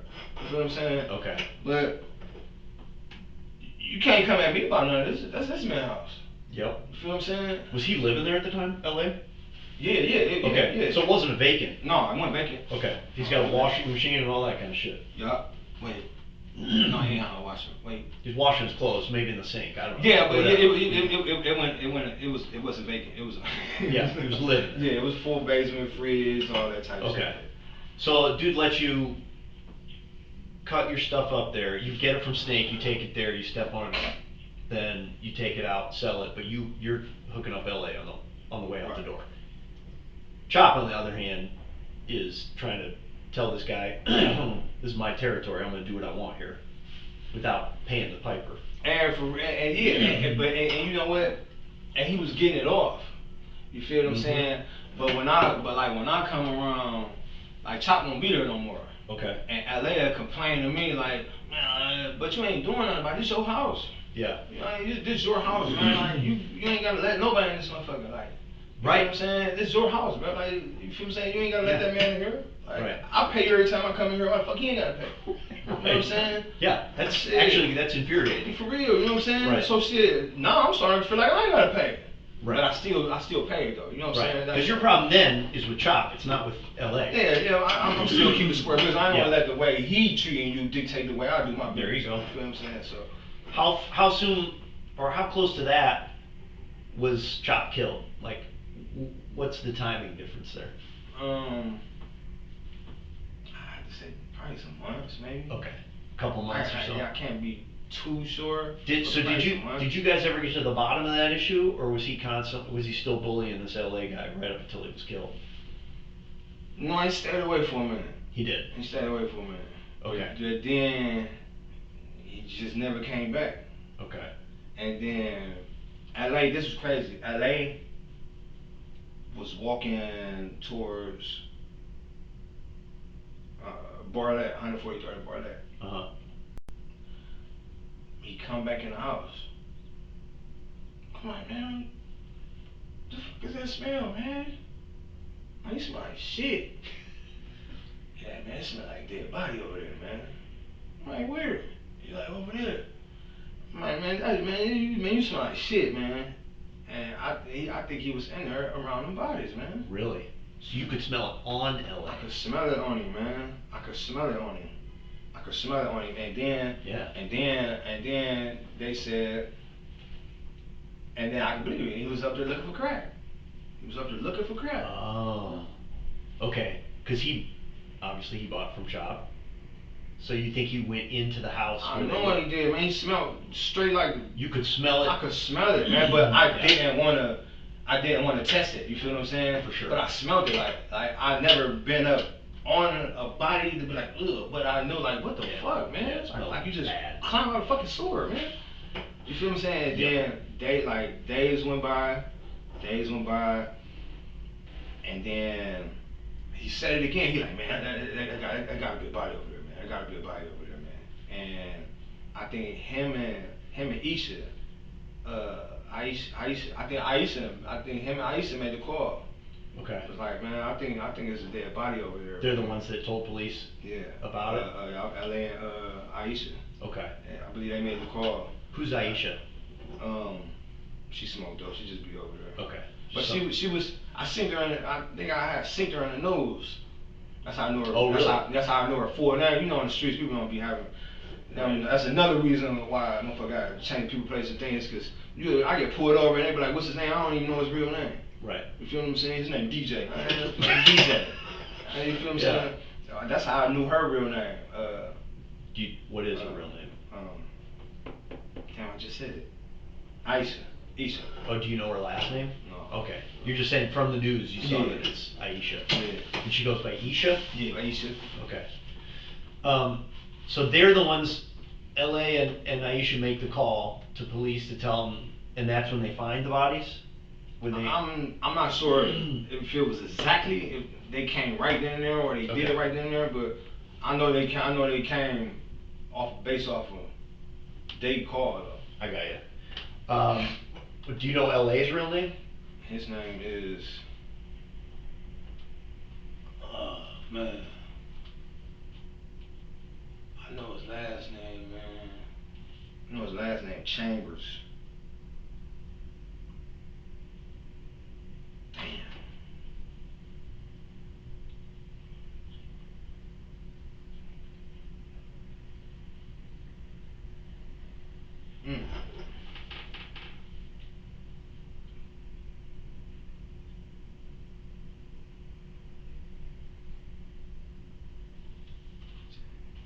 I know it's Chambers. Something Chambers. I know his last name Chambers. But maybe it might be James. I know it's Chambers for sure. Okay. Where was the house? Did he own the house? No. No, he ain't own it. Where was the house that he was in? It was right on the corner of 143rd, but it was behind that brick building, the old snack shack. Okay. And it was like a blue house with a garage in front of it. Okay. The garage in front of it, it linked to the house though. Okay. The garage linked to the house? Yeah. And that was LA's place? Yeah. So I have the timer right. He comes in one day and says, "This, you notice you smell like shit, bro." That's not the same day that Aisha and he called the police. It's like a couple days after that. Some days, I think you said, go by, and then he said it again. He said it again. And then he ended up calling. Did you tell him to call the police, mate? No, because you know what? Because before that, like, you feel me? He was saying when I said I wasn't seeing Chop come over no more. Yeah. He was saying he was seeing Chop. LA was saying he was seeing Chop. Okay. Talking about, yeah, Chop said what's up, but he was saying to Chop. He was like, yeah, Chop said what's up. Yeah. You feel what I'm saying? Where you been? I sit him down, but ain't nobody sent him up here though. You feel what I'm saying? Yeah. And then he made it. Then Why that the shit. fuck would LA do that? I don't know, man. Is he a weird dude? Like, he smoke crack. Right. Who knows, right? Who the fuck knows? But still, I mean, it still didn't make sense to me though. Like, but at the same time, I didn't know if he was telling the truth. But why? But at the same time, if you didn't see him, why would you say you seen him? Right. Like, that's weird as fuck. Like, so when you find out that how do you find out that this happened? What? That the Chop was dead. Oh, when they pulled him out. Okay, were you there when they pulled him out of the house? Nah, Isha came over. She said that's her nephew. But they, nephew, don't you got a W nephew? Like a hood nephew. So, you feel me? Yeah. So, then she came over there and they got to talking about it, and I think they had the crew out there, and it was a whole bunch of people out there. Mm-hmm. So she's the one that told you? Isha, yeah. Okay. No. Did you go over there and see him pulling him out? No, you just heard from her that they're pulling him. So when that happens, then you had to be thinking, well, Snake and Chop have beef. That's the first thing that came to mind. So what did you do with that information? Like, what, did you investigate that yourself at all? Just fucking let it go. Yeah, I mean, cause did you ever have a conversation with Snake about it? It wasn't that cool. Okay. You feel me? I honestly, I didn't think he'd do shit. Like, I'm like, keep talking about it, but you want to do shit. My back of my head, I was thinking he was a bitch. Okay. Snake, he was big dude. You feel me? So he could easily intimidate. You feel me? He could easily intimidate somebody. Yeah. You know what I'm saying? Get away with it if you let him. But on the flip side of things, like, I really feel like he was a bitch though, for real. Honestly, yeah. Like, you just would never really follow. Like, he kept talking about what he wanted to do, but you know what I'm saying? Yeah. but never actually do anything. Yeah. So, and then you also said that they, like family, thought you had something to do with it. When did you hear about that? It's a little dude named Twin. Okay. He used to come over there and sell dope too over LA. Me and Twin was cool though. Okay. He was cool. Actually, the funny part is, Twin, right hand dude named Scooter. Okay. His little brother is one of the ones that was shot and was in the hospital with the bowling casino incident. He survived. Oh yeah. He survived. Denzel. Yeah, he survived. That's Scooter? Yeah. They call it Scooter? That's Scooter is Denzel's brother. Got it. Yep. So he like Twin was like he like, yeah man, he like, man, I just got into it with child peoples and shit, man. Somebody looking for somebody, man. I'm like, what you mean? What you getting into it? What you getting into it with them for? Somebody looking for somebody named T. I'm like, that could be anybody. Yeah. What the fuck? I'm like, your name Twin, my name Terrell. That what the fuck? That could be anybody. I'm saying, you know what I'm saying? So he talking to me, he spooked. Oh really? Yeah, he spooked. You know what I'm saying? Okay. Like, so I'm like, man, you cool? Like, he like, no, boy, he like, man, he just put a gun out on me and everything. So, off of that, I started standing out there at my mom's house. I see. On Fleet. Because Twin said somebody pulled a gun on him. Yeah. and that he heard the streets were looking for a dude named T. And they thought he was that was the first T they came across. You feel what I'm saying? Yeah. So I'm paranoid like fuck now. You feel me? Did you ever hear that they thought you were the T that did it? Yeah. And not Twin? How'd you hear that? Well, from Twin. Okay, Twin's like, hey me. You know, yeah, from Twin. He's like, man, you feel me? Like, yeah. I'm like, man, Twin, bro, chill out, bro. Man, I ain't got nothing to do with that shit, just like you. He like, man, blue boy, they put up, they had guns, this and the third. I'm like, who? He like, he couldn't tell me. I'm like, man, you can't even tell me who the fuck to look for, man. Yeah. So, but I guess it was his people's though, but I don't know his people's. Okay. You feel what I'm saying? I don't know his family like that. Right. I ain't know him like that. Yeah. So I'm paranoid. So everywhere I go, like, motherfucker call my name, like, I ain't even looking for you. You feel me? Like, cause why is you even calling me? Yeah. You know what I'm saying? Everything around it just started looking fishy. Yeah. You feel what I'm saying? From LA, Sandy, same thing, and then Snake, and then like everything. Then people looking for me, and shit was just too fishy for me. And then shit jumped off at Durkee. I mean, so Feel me? things really circled the drain. And then that's what's crazy. Then when I forgot how I found out that it was Denzel, Scooter brother, me and Scooter cool. Mm-hmm. And me, Twin, Scooter, who's started to go by the same spot. Who's Twin to Scooter again? They just homies. Okay. So when I come in, they got guns out of this shit. You know what I'm saying? Mm-hmm. I got a gun on me. So I come in, I'm like, before I even step any further, I'm like, yeah. Like, man, what's up, man? Put them up, man. Like, what y'all got them up for, man? I said, Scooter, man, I need to have a word with you, bro. He like, what's up? I said, man, put them up first. Then we'll see what's up, man. So they put their shit up. I took the clip out of mine and put mine up. Man, we get to talk. I said, man, I forgot. I found out. I'm like, man, I come to find out that that's your little brother in the hospital. He like, yeah. I'm like, man, from my understanding, I'm like, they saying my nephew's name. I'm like, but they saying Bone name too. And I'm like, your brother saying Bone hit him, like, but they ain't saying Casino name. And I'm like, man, that's my nephew. I'm like, see what the caliber is that they put out your brother in the hospital, man. I'm gonna go put up on my nephew and see what kind of gun he had. I said, if he responsible for that, man, I'm gonna make him stand on that. He never doubled back. Like, and told me nothing. You know what I'm saying? Shit just got handled within the courts. You know what I'm saying? But But they were pretty much coming there that day because you're his uncle, and they were hearing that Casino is involved in this. No, Scooter didn't know Casino was my nephew. Oh, he didn't even know. He didn't know. Okay. So I brought it to him. Yeah. So I don't want no surprises. Why were they coming with guns? You feel me? I don't want no surprises. Like, and you feel me? Like, they didn't mean nothing by it. No, but I want to make sure because I got to drop on y'all, but I ain't know that they didn't know. I see. You knew. Yeah, but you didn't know they. I didn't know they didn't know. You know what I'm saying? I got it. So me stepping in and I see guns out. Hold on, man. You feel me? So I laid it out And on the table. this is on top of people saying your name on the chop shit. Yeah. Yeah, you're like a so I'm like, long-tailed cat in a room full of rocking chairs, man. Like fucking looking around over your shoulder all the time, right? So I'm like, that went pretty well, me and Scooter. Like, we had a good report. That went pretty well, you know what I'm saying? He Okay. tried to live, you feel me? Yep. I was just upset he didn't get back with me because Casino felt like he didn't even shoot the guy. Okay. You feel me? He like, man, it was so many calibers being fired, man. He like, man, I don't think I hit nobody, man. Yeah. He like, man, everybody kept saying bomb.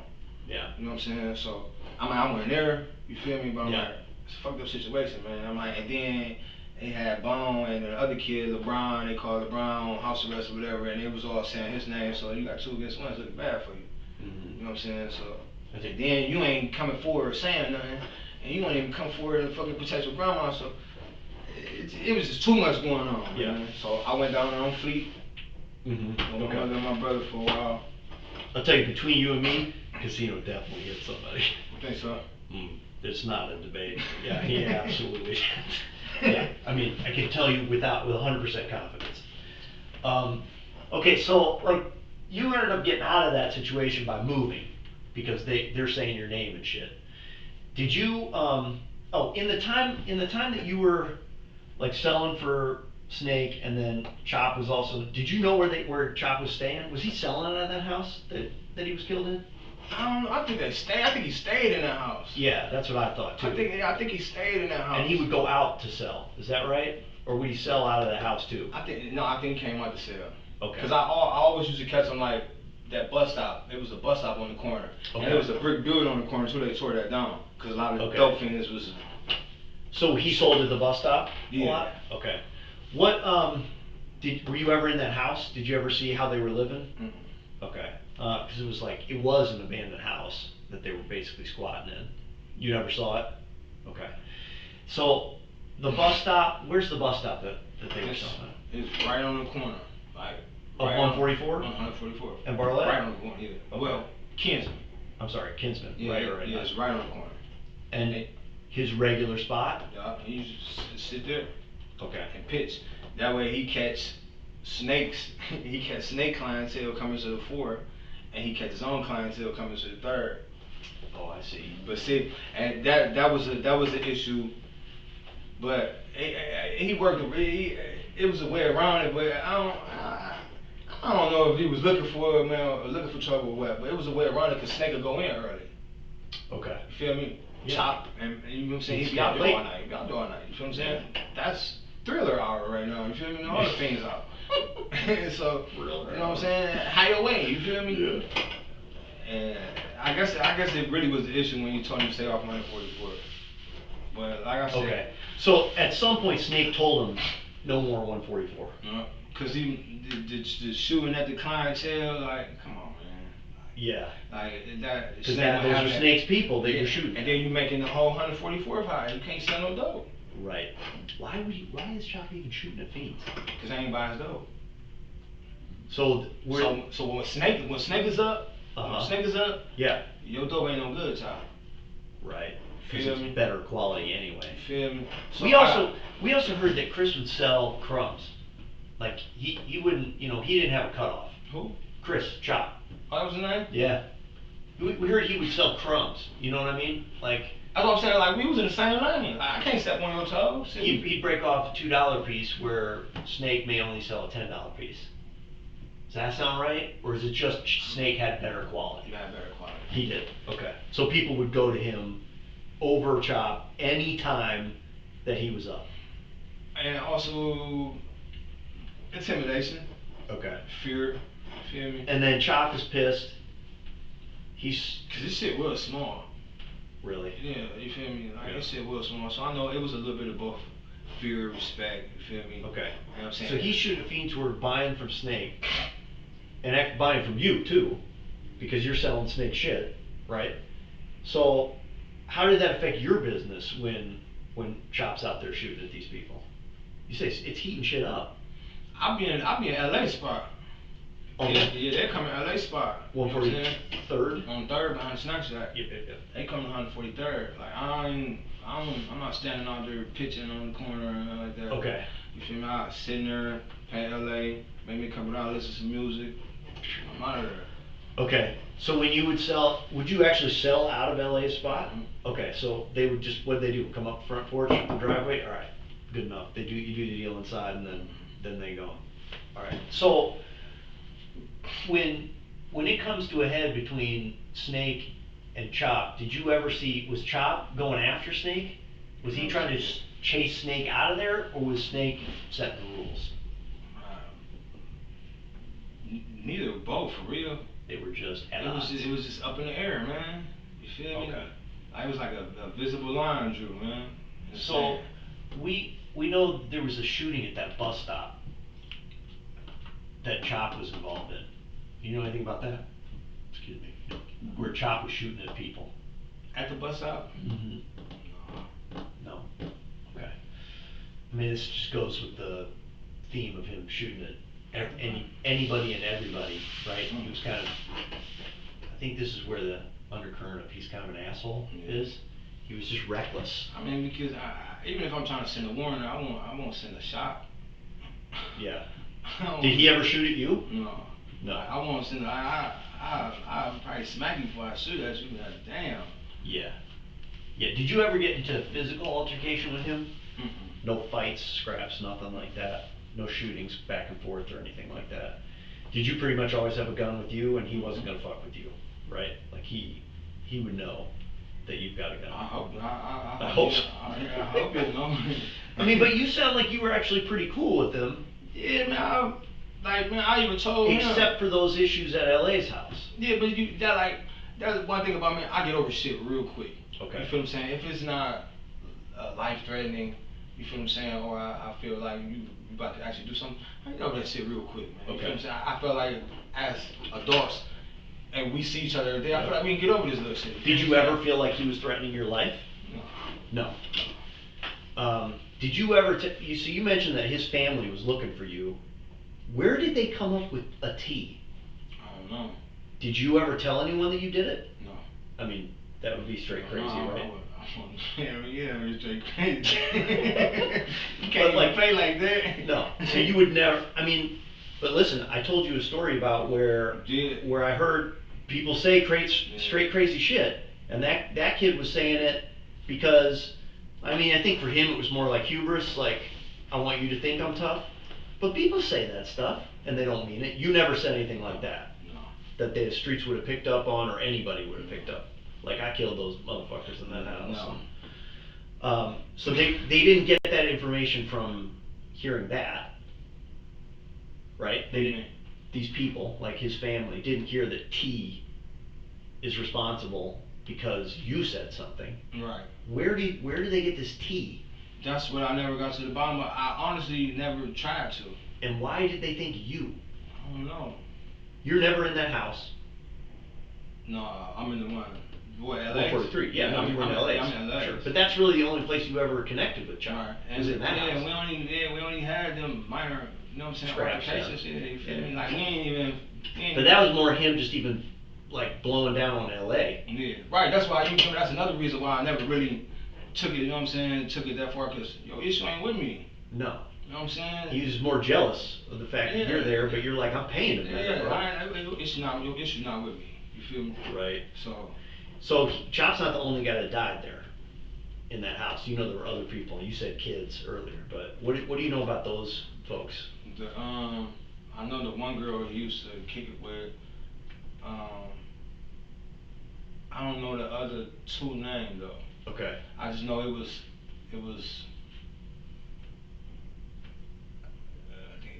I think Chop was dating a pregnant little girl, and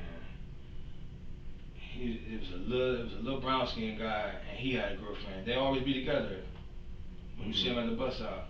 Okay. But I only knew Chop, and I forgot the little girl he used to kick it with name. I think her name might have been Jazz. Mm-hmm. That was her name? Mm-hmm. Yeah. That was the girl that Chop kicked it with. Yeah. Yeah. Did you know one of those girls was pregnant? That was Jazz, wasn't it? Yeah. Yeah. It's fucked up. Yeah, it is fucked up, man. It's fucked up because, you know, on the face of it, when you just look at the evidence, right, you just see these bodies in this house, it looks like what kind of a fucking animal could have done this? What kind of a monster would come in here and execute people? But we've done some serious digging on this thing, and I gotta tell you, and I'm not trying to make any excuses because it's a tragedy, right? But we've uncovered some evidence that we think maybe it's not as monstrous as people thought it was, you know? So I'm giving it, I'm just giving you a little peek here that we think it's possible that that Chop may have some blood on his hands, you know?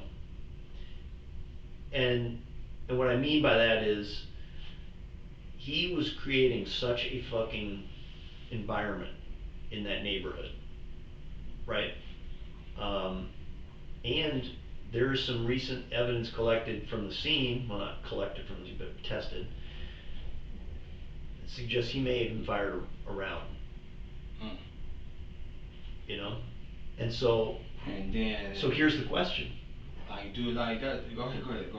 Question is, did he fire first? And somebody was just protecting themselves? You know? So that's what I mean, like, it looks on its face, it looks like this massacre. I think it's this, like, what the other people had to, like.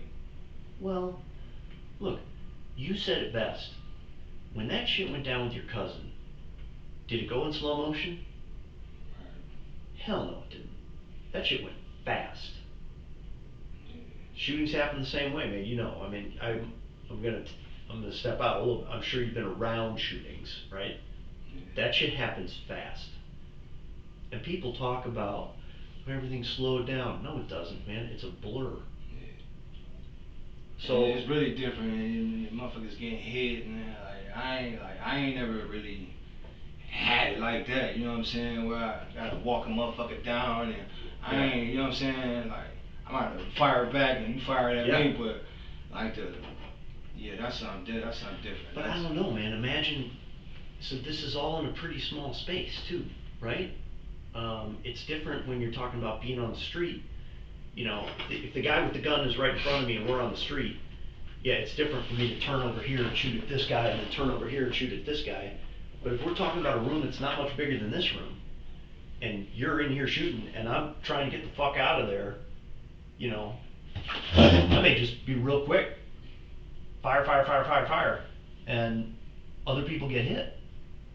I mean, I'm just saying I think that there's some room for some explanation here, you know? And I think that when we looked at this initially, what we're looking at is like, well, where's the serial killer at, right? Who's the monster that could do something like this? I'm not sure we're looking for a serial killer here. I'm not sure we're looking for a monster. We may have been looking for somebody who was trying to go do the right thing and quash a beef. And Chop, man, got a reputation for being a shithead. You know? Yeah. But what about the pregnant girl though? Like, I honestly, I don't know if I can. Casualty, man. I mean, she just wrong place, wrong time, victim of circumstance. You know, like fog of war, everything's happening fast, and I'm trying to get myself out of there, and I don't know who. Look, 4 people in a small room. I don't know who's coming up with a gun next. Yeah. I'm getting fired at in a tiny little doorway or something like that, and I don't know who else is coming up with a gun. Maybe I'm trying to neutralize every possible threat. And I'm with you, they're girls, but listen. Yeah. Girls can fire guns too, man. Yeah. I'm putting up past that. Yep. So. I mean, as far as what you saying, I'm kind of on the same page as what you saying, and that goes to just like me thinking like whatever caused that. I just feel like the other 3 casualties probably didn't deserve it though. Like, I mean, I don't know if there's an appropriate word to say deserve it, but I agree, and I would start off by saying they certainly didn't deserve it. Like, it's not that they might not have deserved it, they didn't deserve it. But is there an explanation for why it happened that isn't just intentionally a mass murder? And there can be an answer for that, right? Like, a drunk driver hits and kills somebody, okay? Did the person deserve it? No.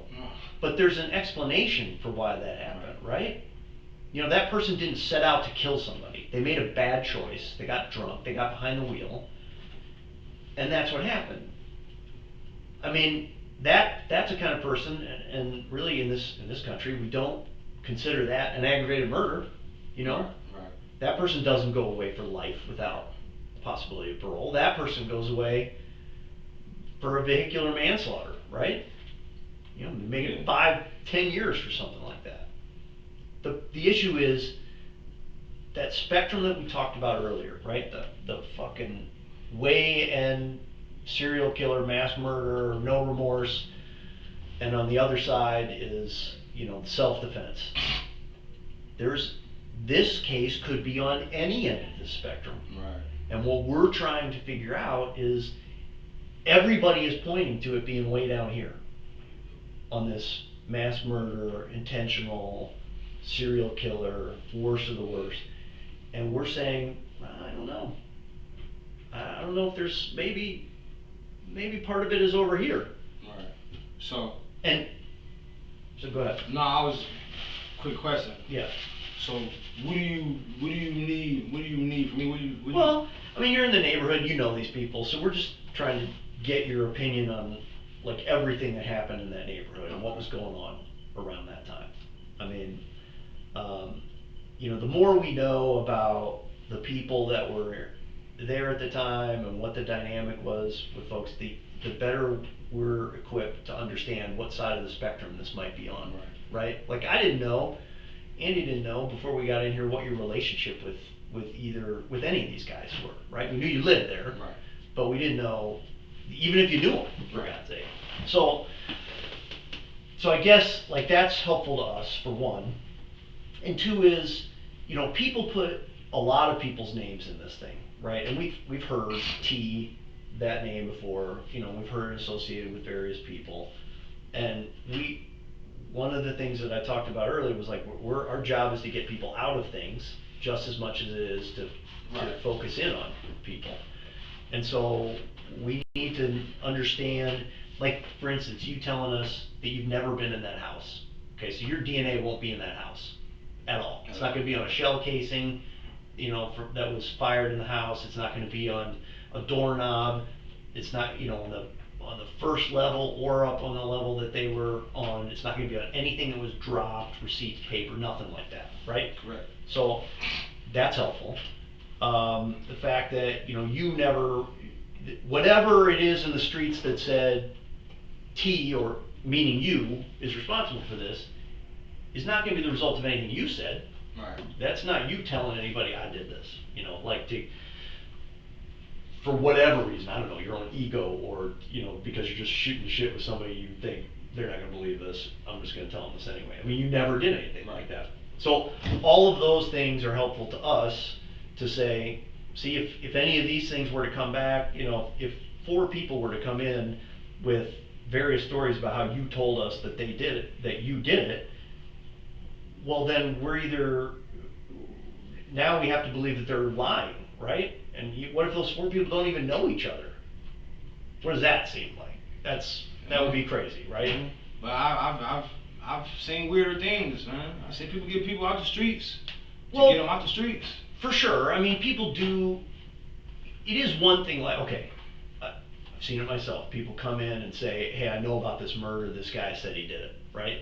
Okay, all right. So then we go run a few things down, and we can prove that he didn't do it, right? He wasn't even in the city at that time, or you know, we went and talked to him, and he gave us his phone number, and we could show that he wasn't even there. So those things are usually pretty easy, and it's usually like one person. Right.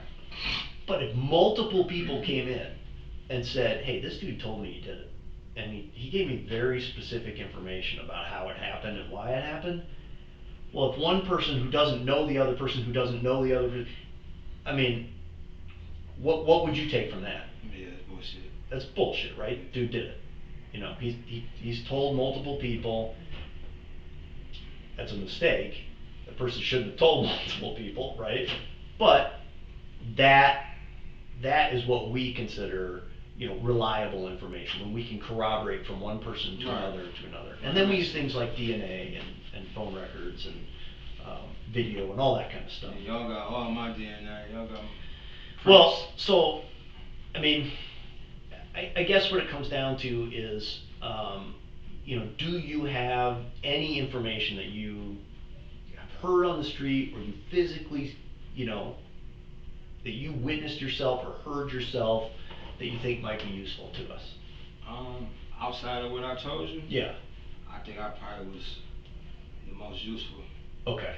Okay. So you don't think there's anything else that you haven't told us that might help us with that case?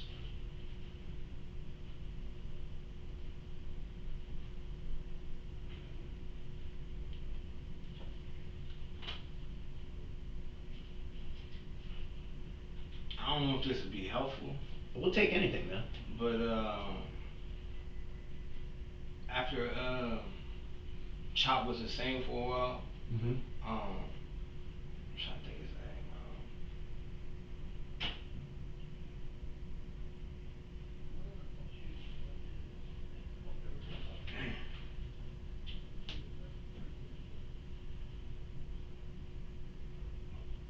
Marco. Okay. What about Marco? Marco came over there, dramatic, beating on the door, on LA door. No, this is early morning. I had to stay night over there. He banged on the door, so on LA answered the door. When he come in, he's like, "Hey man, where the fuck Chop at?" So they like, "I don't know." And when he walked past, I had my gun on the table. And when he walked past, he was like, "What kind of gun is that?" I'm like, "Why?" He's like, "I got one just like that." I'm like, "Well, this ain't it." This ain't it. So that was kind of, you feel me? And then they stepped outside. And who's they? LA and Marco, and continued conversing. Okay. So I couldn't hear the rest of it, but it was just strange to me that you bust in here with a situation and you ain't have no problem explaining what you bust in here for, but then you exit and start whispering. That's some paranoia. So what kind of gun was he talking about? I had a 40. Okay. What kind of 40? 40 cal Smith & Wesson. Okay. So you had it was sitting out? What color? Black. So you have this black, did you have this gun for a long time? I have it for quite a while. So you have a black 40 caliber Smith & Wesson. It was two-tone with the. Oh, all right. With the chrome hammer. Okay. Kind of a nice gun. So, and a chrome hammer. So that gun, you had it sitting out. And Marco, do you know Marco's last name or anything about him? No. Okay, so Marco. Oh, man, that might be his real name. Okay. Marco's banging on LA's door, and he's asking about Chop. Right. Is that right? Comes in, and he immediately focuses on your gun. That looks like my gun. He was like, "What kind of gun is that?" I'm like, "Why?" Yeah. But, you feel me? Yeah, you feel me? You bust in this motherfucker dramatic already at a hospital. So Did you get the feeling he was saying that his gun had been stolen recently? That's that. You feel me? You came here. You first thing you say is Chop, and you feel me? You point at my gun, and you go outside whisper. I'm just too paranoid for that shit. You feel me? It's too much going on as it is. Was that while Chop was kind of missing? Mm-hmm. Okay. So he's coming in there, looking at your gun like that looks like my gun. You get the impression he's thinking maybe you stole that gun, and he's looking for Chop. So in other words, maybe Chop stole that, or he ordered some money for it, or something. Oh, Something similar. See. You know what I'm saying? Something similar to it. So somehow Chop may have been responsible for stealing that gun, and you just have possession of it. for whatever reason. Nah, this is my gun, though. Right, no, I know, but that's what he's thinking. Yeah. Okay. What kind of gun did Chop have? I don't know. Did he have a gun like that? I seen him with a revolver before. Okay. Like, and that might have been like a 38 long nose. He had like a 22 also, I think. Yeah, I seen him with a long nose 38. It was all chrome. Oh, really? Yeah. Okay. It's the only gun I had seen him with. A long nose 38? Yeah. How soon before he died did you see him with that? Did you ever see him with his 22?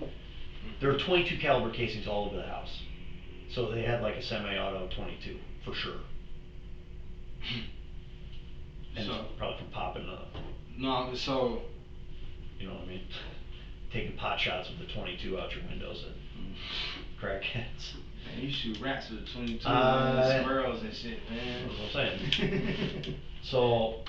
Yeah, I only seen you with the 38 though. With that revolver? Yeah. No semi-autos or anything like that?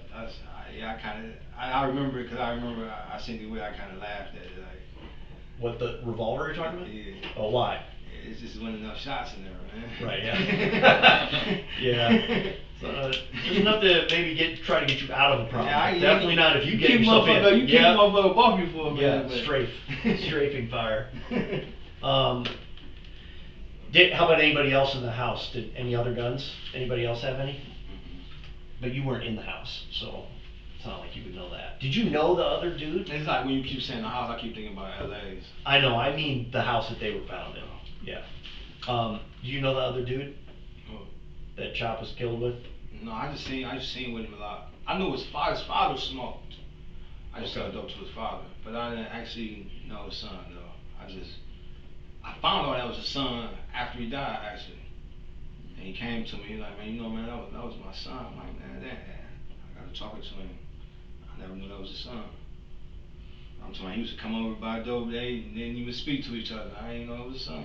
Mm-hmm.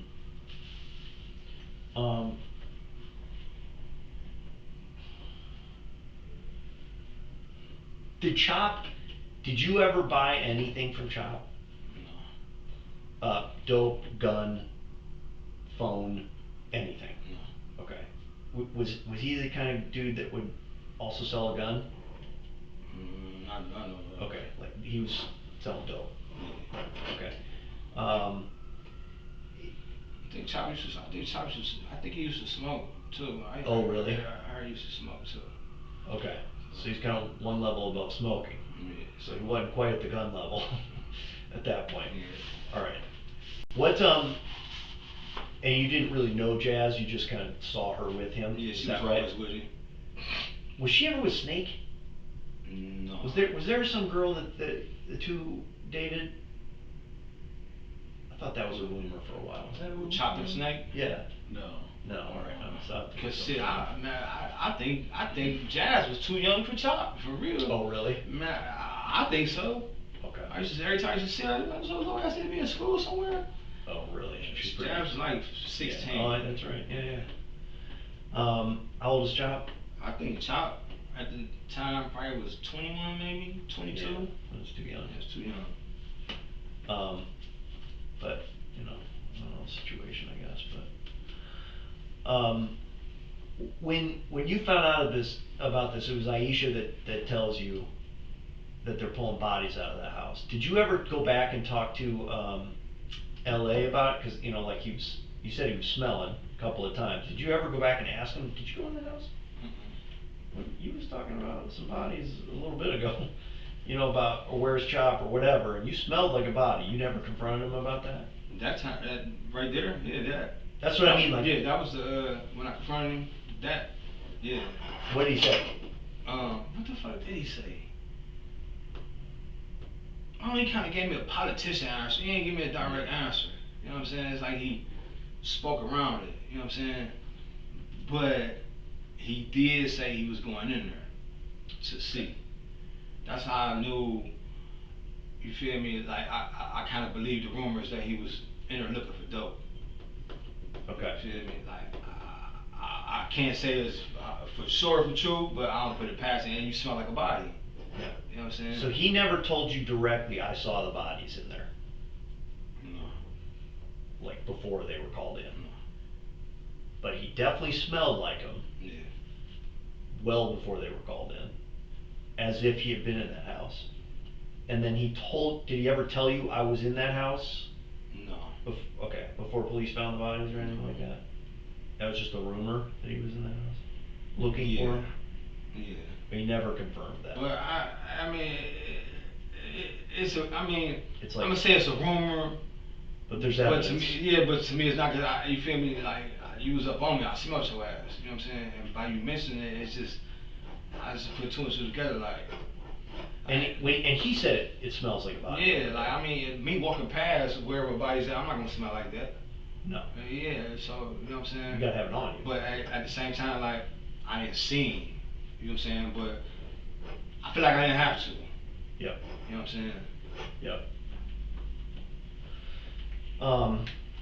And Chop you never heard him threaten Snake. I'm gonna kill you. And you never heard Snake threaten him. Likewise, you just knew that there was that blood. And he never really threatened you directly, he just gave you the stink eye and I mean, you know when somebody don't want you around, you know what I mean? For sure. But and he never, as far as you know, he never shot at you? You guys never got into an altercation? Because that's the thing with this bus stop, man. Not with him shooting at me. Not at all.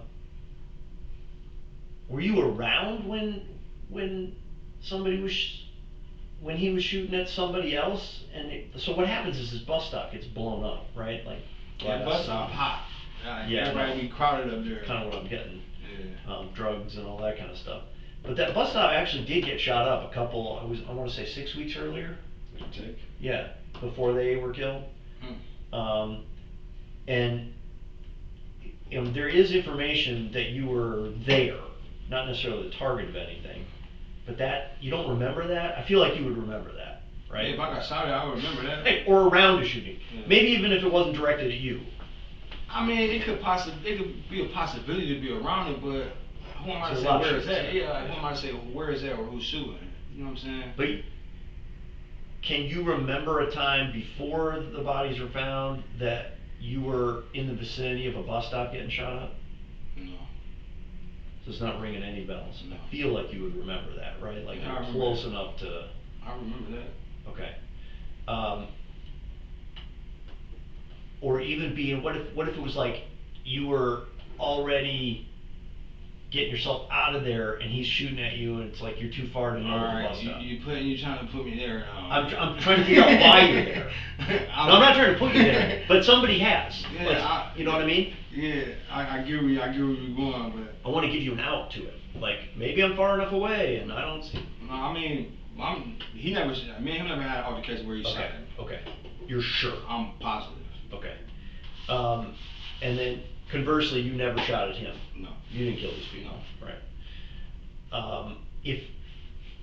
And in that incident, I would assume if that happened, look, if he did shoot at you at a bus stop, that'd be the last time you were around that guy. Yeah, for sure. Right. For sure. Like, you seem like a guy that's like, man, you even said it yourself. I forget and forgive quickly because I don't need that trouble. Yeah, but I can't. I won't forgive. I ain't gonna lie, I won't forgive that. If somebody shot at you, you wouldn't forgive that. Now I gotta worry about you shooting at me. You ain't shooting at me again. I think you're right about that. You know what I'm saying? Yeah. So. Right. Yeah. Yeah. So you forgive and forget as long as it's like just verbal beef or even if comes to fists or whatever. It was somebody trying to take your life that's different. Right. We can all agree with that. It was just I came to understanding that I guess he didn't like me around in that area. Okay. But there was nothing he could do about it. Right. You feel what I'm saying? Yeah. So. And that's the feeling you get out of that incident with LA. I don't like you in this area and there ain't nothing I can really do about it. Or you knew he couldn't really do nothing about it. As long as you feel me, like if he paid for time, yep. I won't try to pay for time. You feel what I'm saying? I won't try to get in there while you in there. You feel what I'm saying? Mm-hmm. LA, who in there? Ain't nobody in here. I'm good. I come in here. Yeah, you come in here. Let me in here real quick. You feel what I'm saying? Yup. Like, but the other way around, if I'm already in there, he ain't got no boundaries. You feel what I'm saying? But I excuse the young ignorant shit, like, cause you feel what I'm saying? I know it. I know he pushing for something. You know what I'm saying? Mm-hmm. But I'm in and out. You feel me? I ain't gonna entertain in and out. So. Yeah. Let me ask you this. Think you back to the scale that I was like talking about, and this is just generally, you know, mass murder or no fucking remorse, self-defense. In a situation like this, in this particular case, let's say we had this evidence that we say we've got that maybe there's a self-defense aspect to it. Okay, and in your analysis, maybe it's a little overblown, you know, like if Chop shooting at me and then I kill 4 people, maybe that's a disproportionate response, but maybe it's an accident, right? Like I'm just trying to put myself like in the shooter position and Chop, like. Okay. And from what you think too, I mean, as far as you say you think it might have been some exchange of fire or whatever. Mm-hmm. I'm trying to, like, I mean, if you firing at me, mm-hmm. I don't know how I got time. You feel what I'm saying? Like, mm-hmm. that's why I'm like, was it more than one person? You feel what I'm saying? Mm-hmm. I mean, shit do happen fast, sure, but if we exchanging, I really ain't got time to try to pick 3 other people off, and you the only one got Paul in here. You the only one got Steele in here. You know what I'm saying? I see what you're saying. You feel what I'm saying? Yeah. So I'm just trying to wrap my head around that too, though. Like, well, what if we could say though? Let's just go with basic facts. Is what I think we'll never know the full story, right? But the basic fact, if we could prove that Chop fired at somebody, and then we could say, and the only way we'd ever be able to do this is if the person who was being fired at told us, you know, if they explained what happened. But if that person were to say, well, he shot at me and this is unfortunately what happened, then what kind of punishment should that person get? The shooter? Yeah. I mean, going back to our conversations about these other cases that I was telling you about, you know? Like, where it's not always about hammering people. But I mean, I see it a different way, man. Okay, but like, I mean, if you come shoot at me, I don't see no need for me to kill you, your partner, your girl, and you feel what I'm saying? Yeah. I don't, like, that's just a whole bunch of extra shit, like. Okay. You know what I'm saying? I don't know, like that. So you think at that point, self-defense is out the window? Yes, and you feel what I'm saying? And then, like, if you shot at me, I'm trying to get you right now. Yeah. I'm gonna get you out of the way right now. You feel what I'm saying? Yeah. Like, I'm y'all worried saying, about you. yeah, y'all saying they got killed afterwards, like, so. You know what I'm saying? It took time, accumulation to build up or something. You feel what I'm saying? Like, to be like, oh yeah, fuck this, it's on now. You know what I'm saying? Like. Well, okay, but in that scenario, I'm gonna take you out of it. Okay, so like if he's shooting at somebody at this bus stop, right? And like you said, okay, well that's the kind of situation I gotta handle because that just means he's gonna shoot at me anytime he sees me, and next time I might be looking the other way. I might say, I'm a cooler-headed dude, so I'm gonna go to his place and we're gonna squash this shit, right? Like, look, man, here's the offer for you. I'm gonna stay off of this block. I'm gonna be on that block. You got this block, but don't come to my block. You know what I mean? Like, I might work out a deal. Right. And if he's like, yeah, cool. Well, fuck, dude, I came out here to try to fucking work this shit out. You know what I mean? But that could happen. Yeah. And if that happens, then what is that? The guy on the other end of that, the shooter in this case, is the one that's trying to do the right thing. Squash this beef and work something out.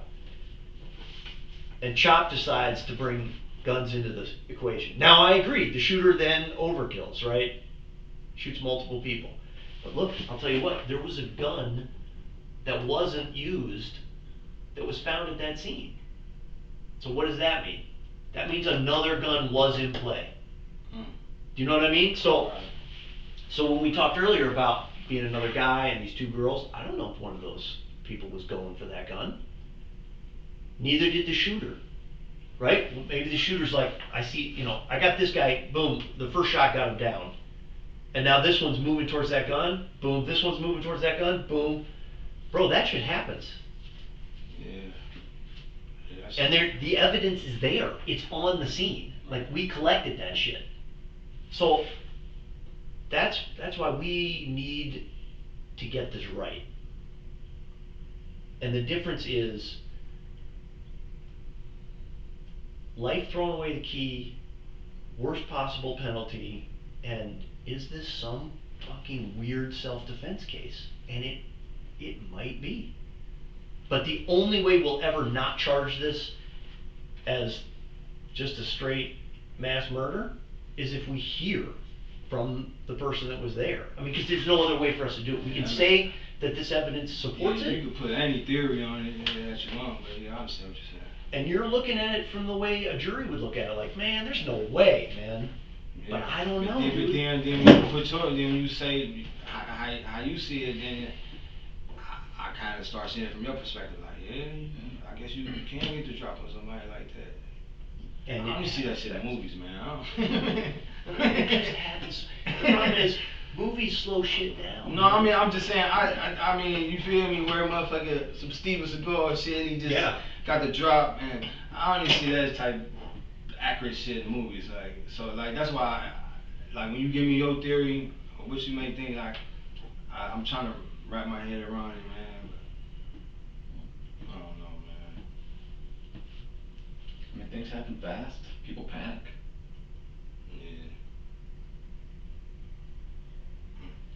We don't want to be in a situation where we make the wrong move, you know what I mean? Like, we don't want to charge somebody the same way we didn't want to charge this kid that I was telling you about earlier, you know?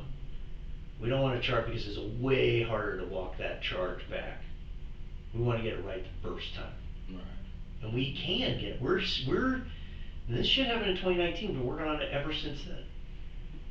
And we're at a point right now where we might be able to get this thing charged the right way. We just got to hear the story. You know? Any chance you got a story for us? That's what you want from me, man? I don't want to get it wrong. That's what I want. I don't want to get it wrong. I've told you what I know. You feel me? Like, I see you keep asking, you know what I'm saying? So I see you looking for an explanation, but unfortunately, I don't have one pertaining to that situation, how it went down. Like, I gave you what I know. Okay. You feel me? Like, you know that we don't want to get this wrong. Right. We want to make sure. I don't want to be part of the wrongdoing. It's just, Terrell, it's just super important to us. The integrity with which we do the job is the most important part, not doing the job. You understand? Like, we need to sleep at night because it's serious business. And although it's a job and it's never personal, getting things wrong is personal, right? For sure. And that's part of the accountability that you learned in the last 10 years or so. That's personal accountability. And we know that we have to give every theory, option, motive, explanation its due time and consideration. And that's what we're doing here right now. We're trying to give every theory, every motivation, every option its due concern, its due time, right? We're trying to work through any possible scenario that may have played out to keep it, because again, face value. When this thing, do you have pictures of the scene? When this thing goes to a jury, they don't see it fresh. You know, they're not going to see these bodies fresh. You know, this is what they're going to see.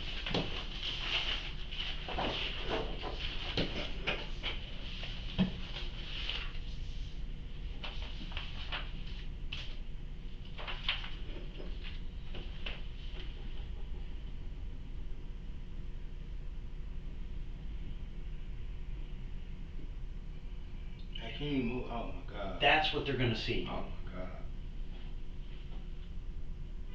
It doesn't look a whole lot better fresh, but I tell you what, dead bodies do not age well. And this is what people are going to be looking at. And I will guarantee you it is going to be very, very hard for anyone to look at this scene and see it without any kind of an explanation as anything other than just a cold-blooded mass murder. That's why our job is to do everything we can to get the real story here.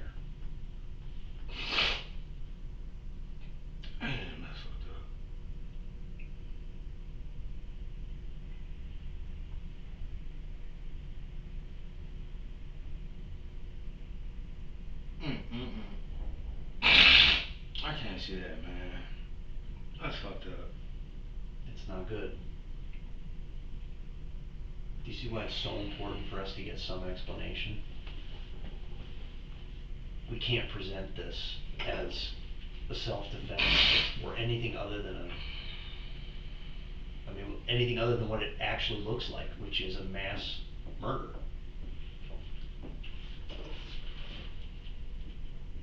Do you see all these yellow tents? That's evidence we've collected. That's evidence with DNA. That's Jasmine.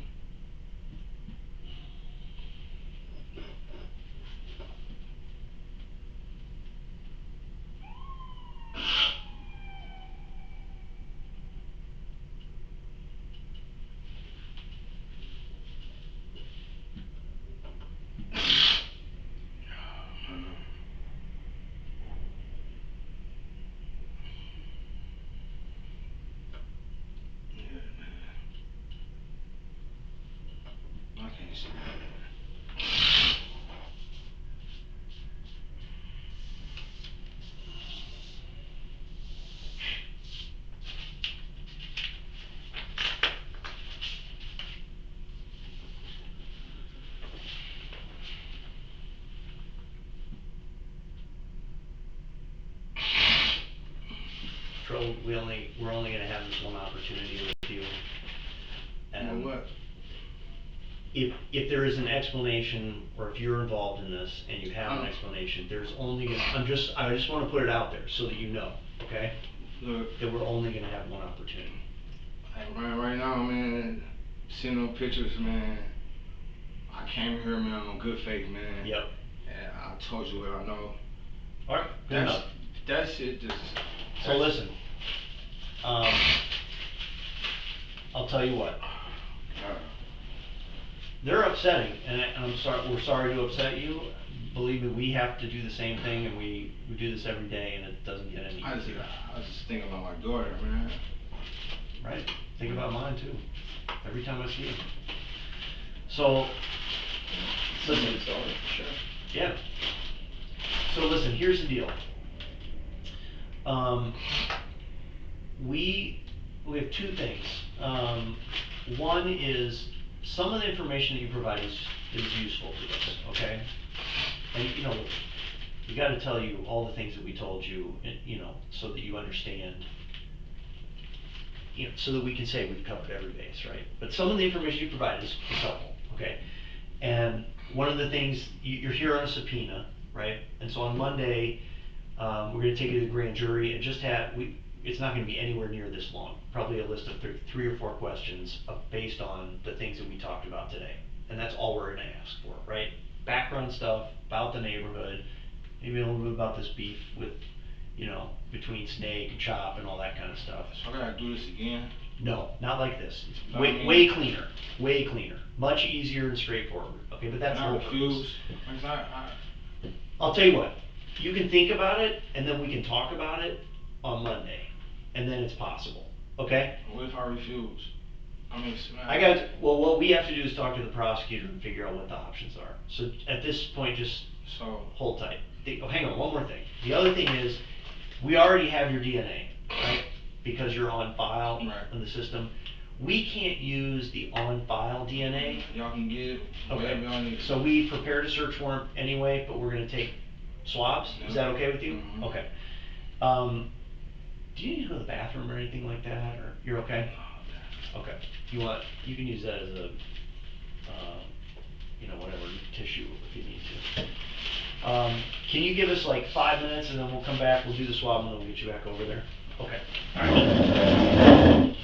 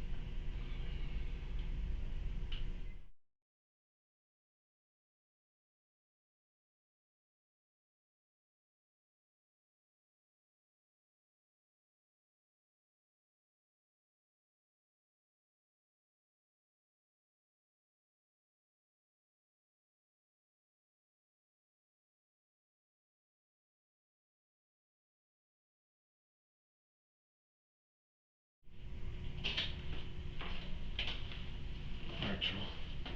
I'm gonna take your DNA real quick, okay? I do have a search warrant for it, so you'll get a copy of that, and then you'll get a copy of the inventory after I take it, okay? Alright. You've had this done, it's just a swab in both cheeks.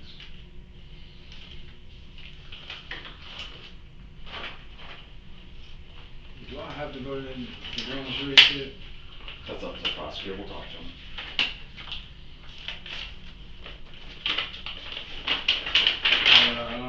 How would I know what his answer would be? Y'all gonna ask him before y'all send me back? We'll see what we could do, yes, sir.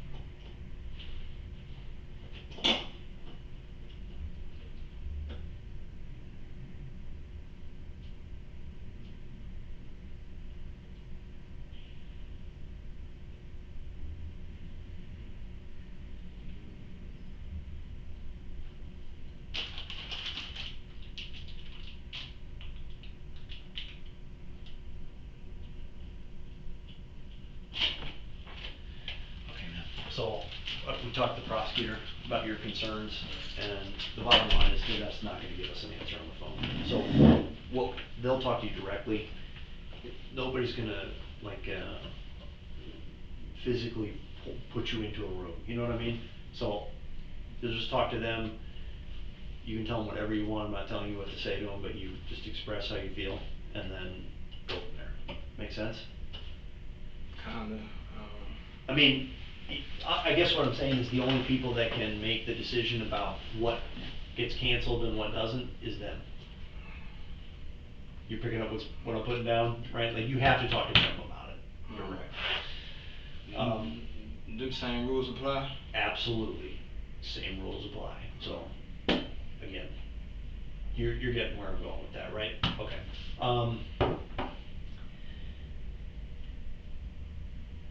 I think I would regret if we didn't ask you this. I feel like we know the answer, and don't be offended that I'm asking you this. I think you asked me already, but... Yeah, I mean, I'm sure.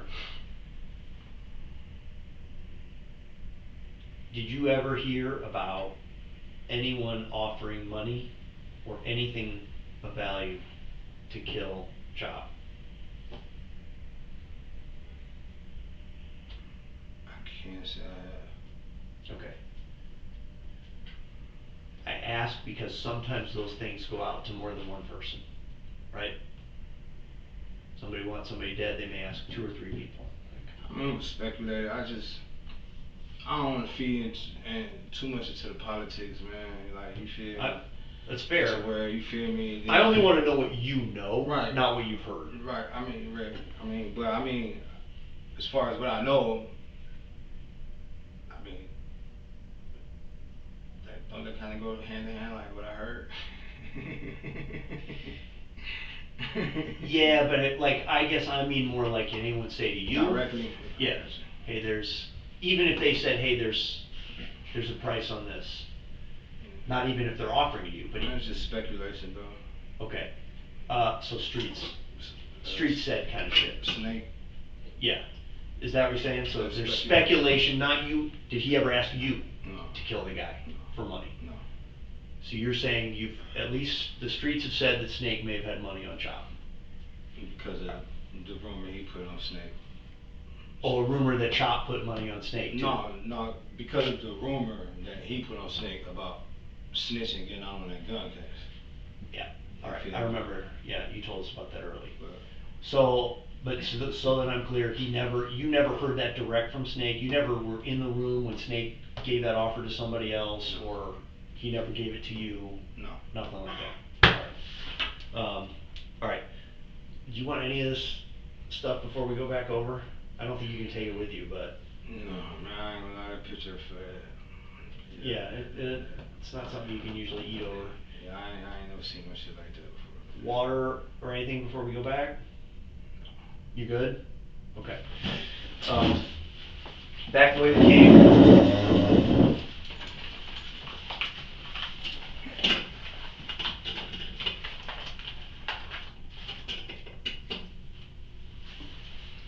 Hands together like you're praying. There you go. So you said I see them Monday? Yeah, Monday. I just ain't trying to be stuck down here, and then they take forever to send me back to Trumbull. Follow me. Hang on 1 second in the hallway, Andy. Okay, will the defendant please stand? I'm going to read each count. In the case of State of Ohio versus Terrell Silver, count 1, aggravated murder as it relates to Mr. John DeMar Willis. We, the verdict in this case, do find the defendant guilty of aggravated murder and is signed by all 12 jurors. Firearm specifications, the jury found that the state did prove beyond a reasonable doubt. As it relates to count 2, aggravated murder, prior calculation and design regarding victim ionic equipment, the jury finds the defendant not guilty. Count 3, aggravated murder, as it relates to the death of Christopher Monroe, prior calculation and design, the jury finds the defendant guilty with the 2 firearm specifications. As it relates to count number 4, victim Jasmine Lawson. We, the jury, find the defendant, Terrell Silver, not guilty of aggravated murder. Count 5, aggravated murder as it relates to the unlawful termination of Jasmine Lawson's pregnancy. The jury finds the defendant not guilty. Count 6, aggravated murder related to the burglary for the jury finds the defendant guilty with the firearm specifications. Count 7, relating to the aggravated murder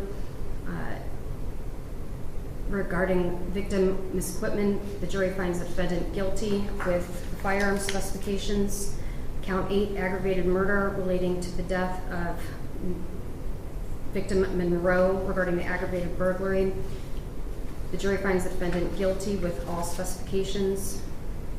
Count 9, aggravated murder, purposely causing the death of victim Jasmine Lawson with the aggravated burglary. Jury finds the defendant guilty with firearm specifications. Aggravated murder, count 10, regarding Jasmine Lawson's pregnancy. The jury finds the defendant guilty with the specifications. For aggravated burglary, counts 16, the jury finds the defendant guilty with all specifications. For count 20, murder, as it relates to victim Willis and to wit felonious assault. For counts 20, 21 relating to victim Quitman, 22 relating to victim Monroe, 23 relating to victim Lawson, murder, to wit felonious assault causing the death. The jury finds the defendant guilty on all of those counts, including the firearm specifications. In count 24, again, felonious assault, did knowingly cause serious physical harm to victim Willis, Quitman, Monroe, and Lawson. The jury finds the defendant guilty on counts 24 through 27, along with the specifications. Count 28, attempted murder of victim Reuben James. The jury finds the defendant guilty with all the specifications. For count 29, felonious assault relating to victim Reuben James, the jury finds the defendant guilty with all specifications. Did either party wish to poll the jury? Yes, Your Honor. I'm going to ask each individual juror if this is your verdict. Juror number 1, is this your verdict? Yes. Juror number 2, is this your verdict? Yes. Juror number 3, is this your verdict? Yes. Juror number 4, is this your verdict? Yes. Juror number 5, is this your verdict? Yes. Juror number 7, is this your verdict? Yes. 7, so excuse me. Yes. Juror number 8, is this your verdict? Yes. Juror number 9, is this your verdict? Yes. Juror number 10, is this your verdict? Yes. Juror number 11, is this your verdict? Yes. Juror number 12, is this your verdict? Yes. All right. Judge, you can skip juror number 6. I did. Okay. Juror number 6, is this your verdict? Yes. All right. Thank you very much for your service. I'm going to ask that you go back into the jury room and wait for me. All rise for the jury.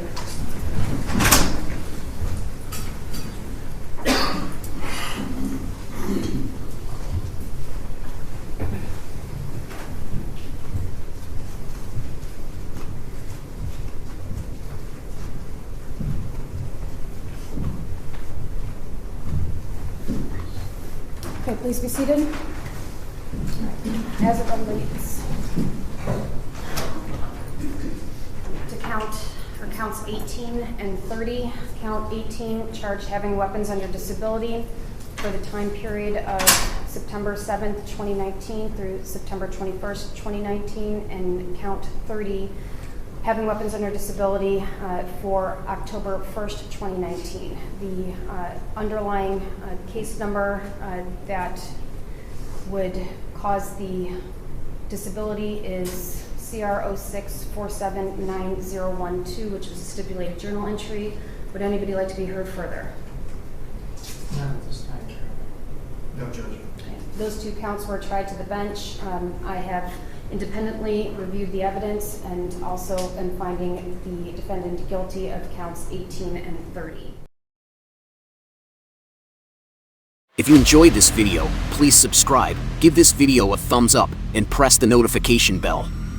Additionally, you can view our playlists and most recent videos. Thank you for watching.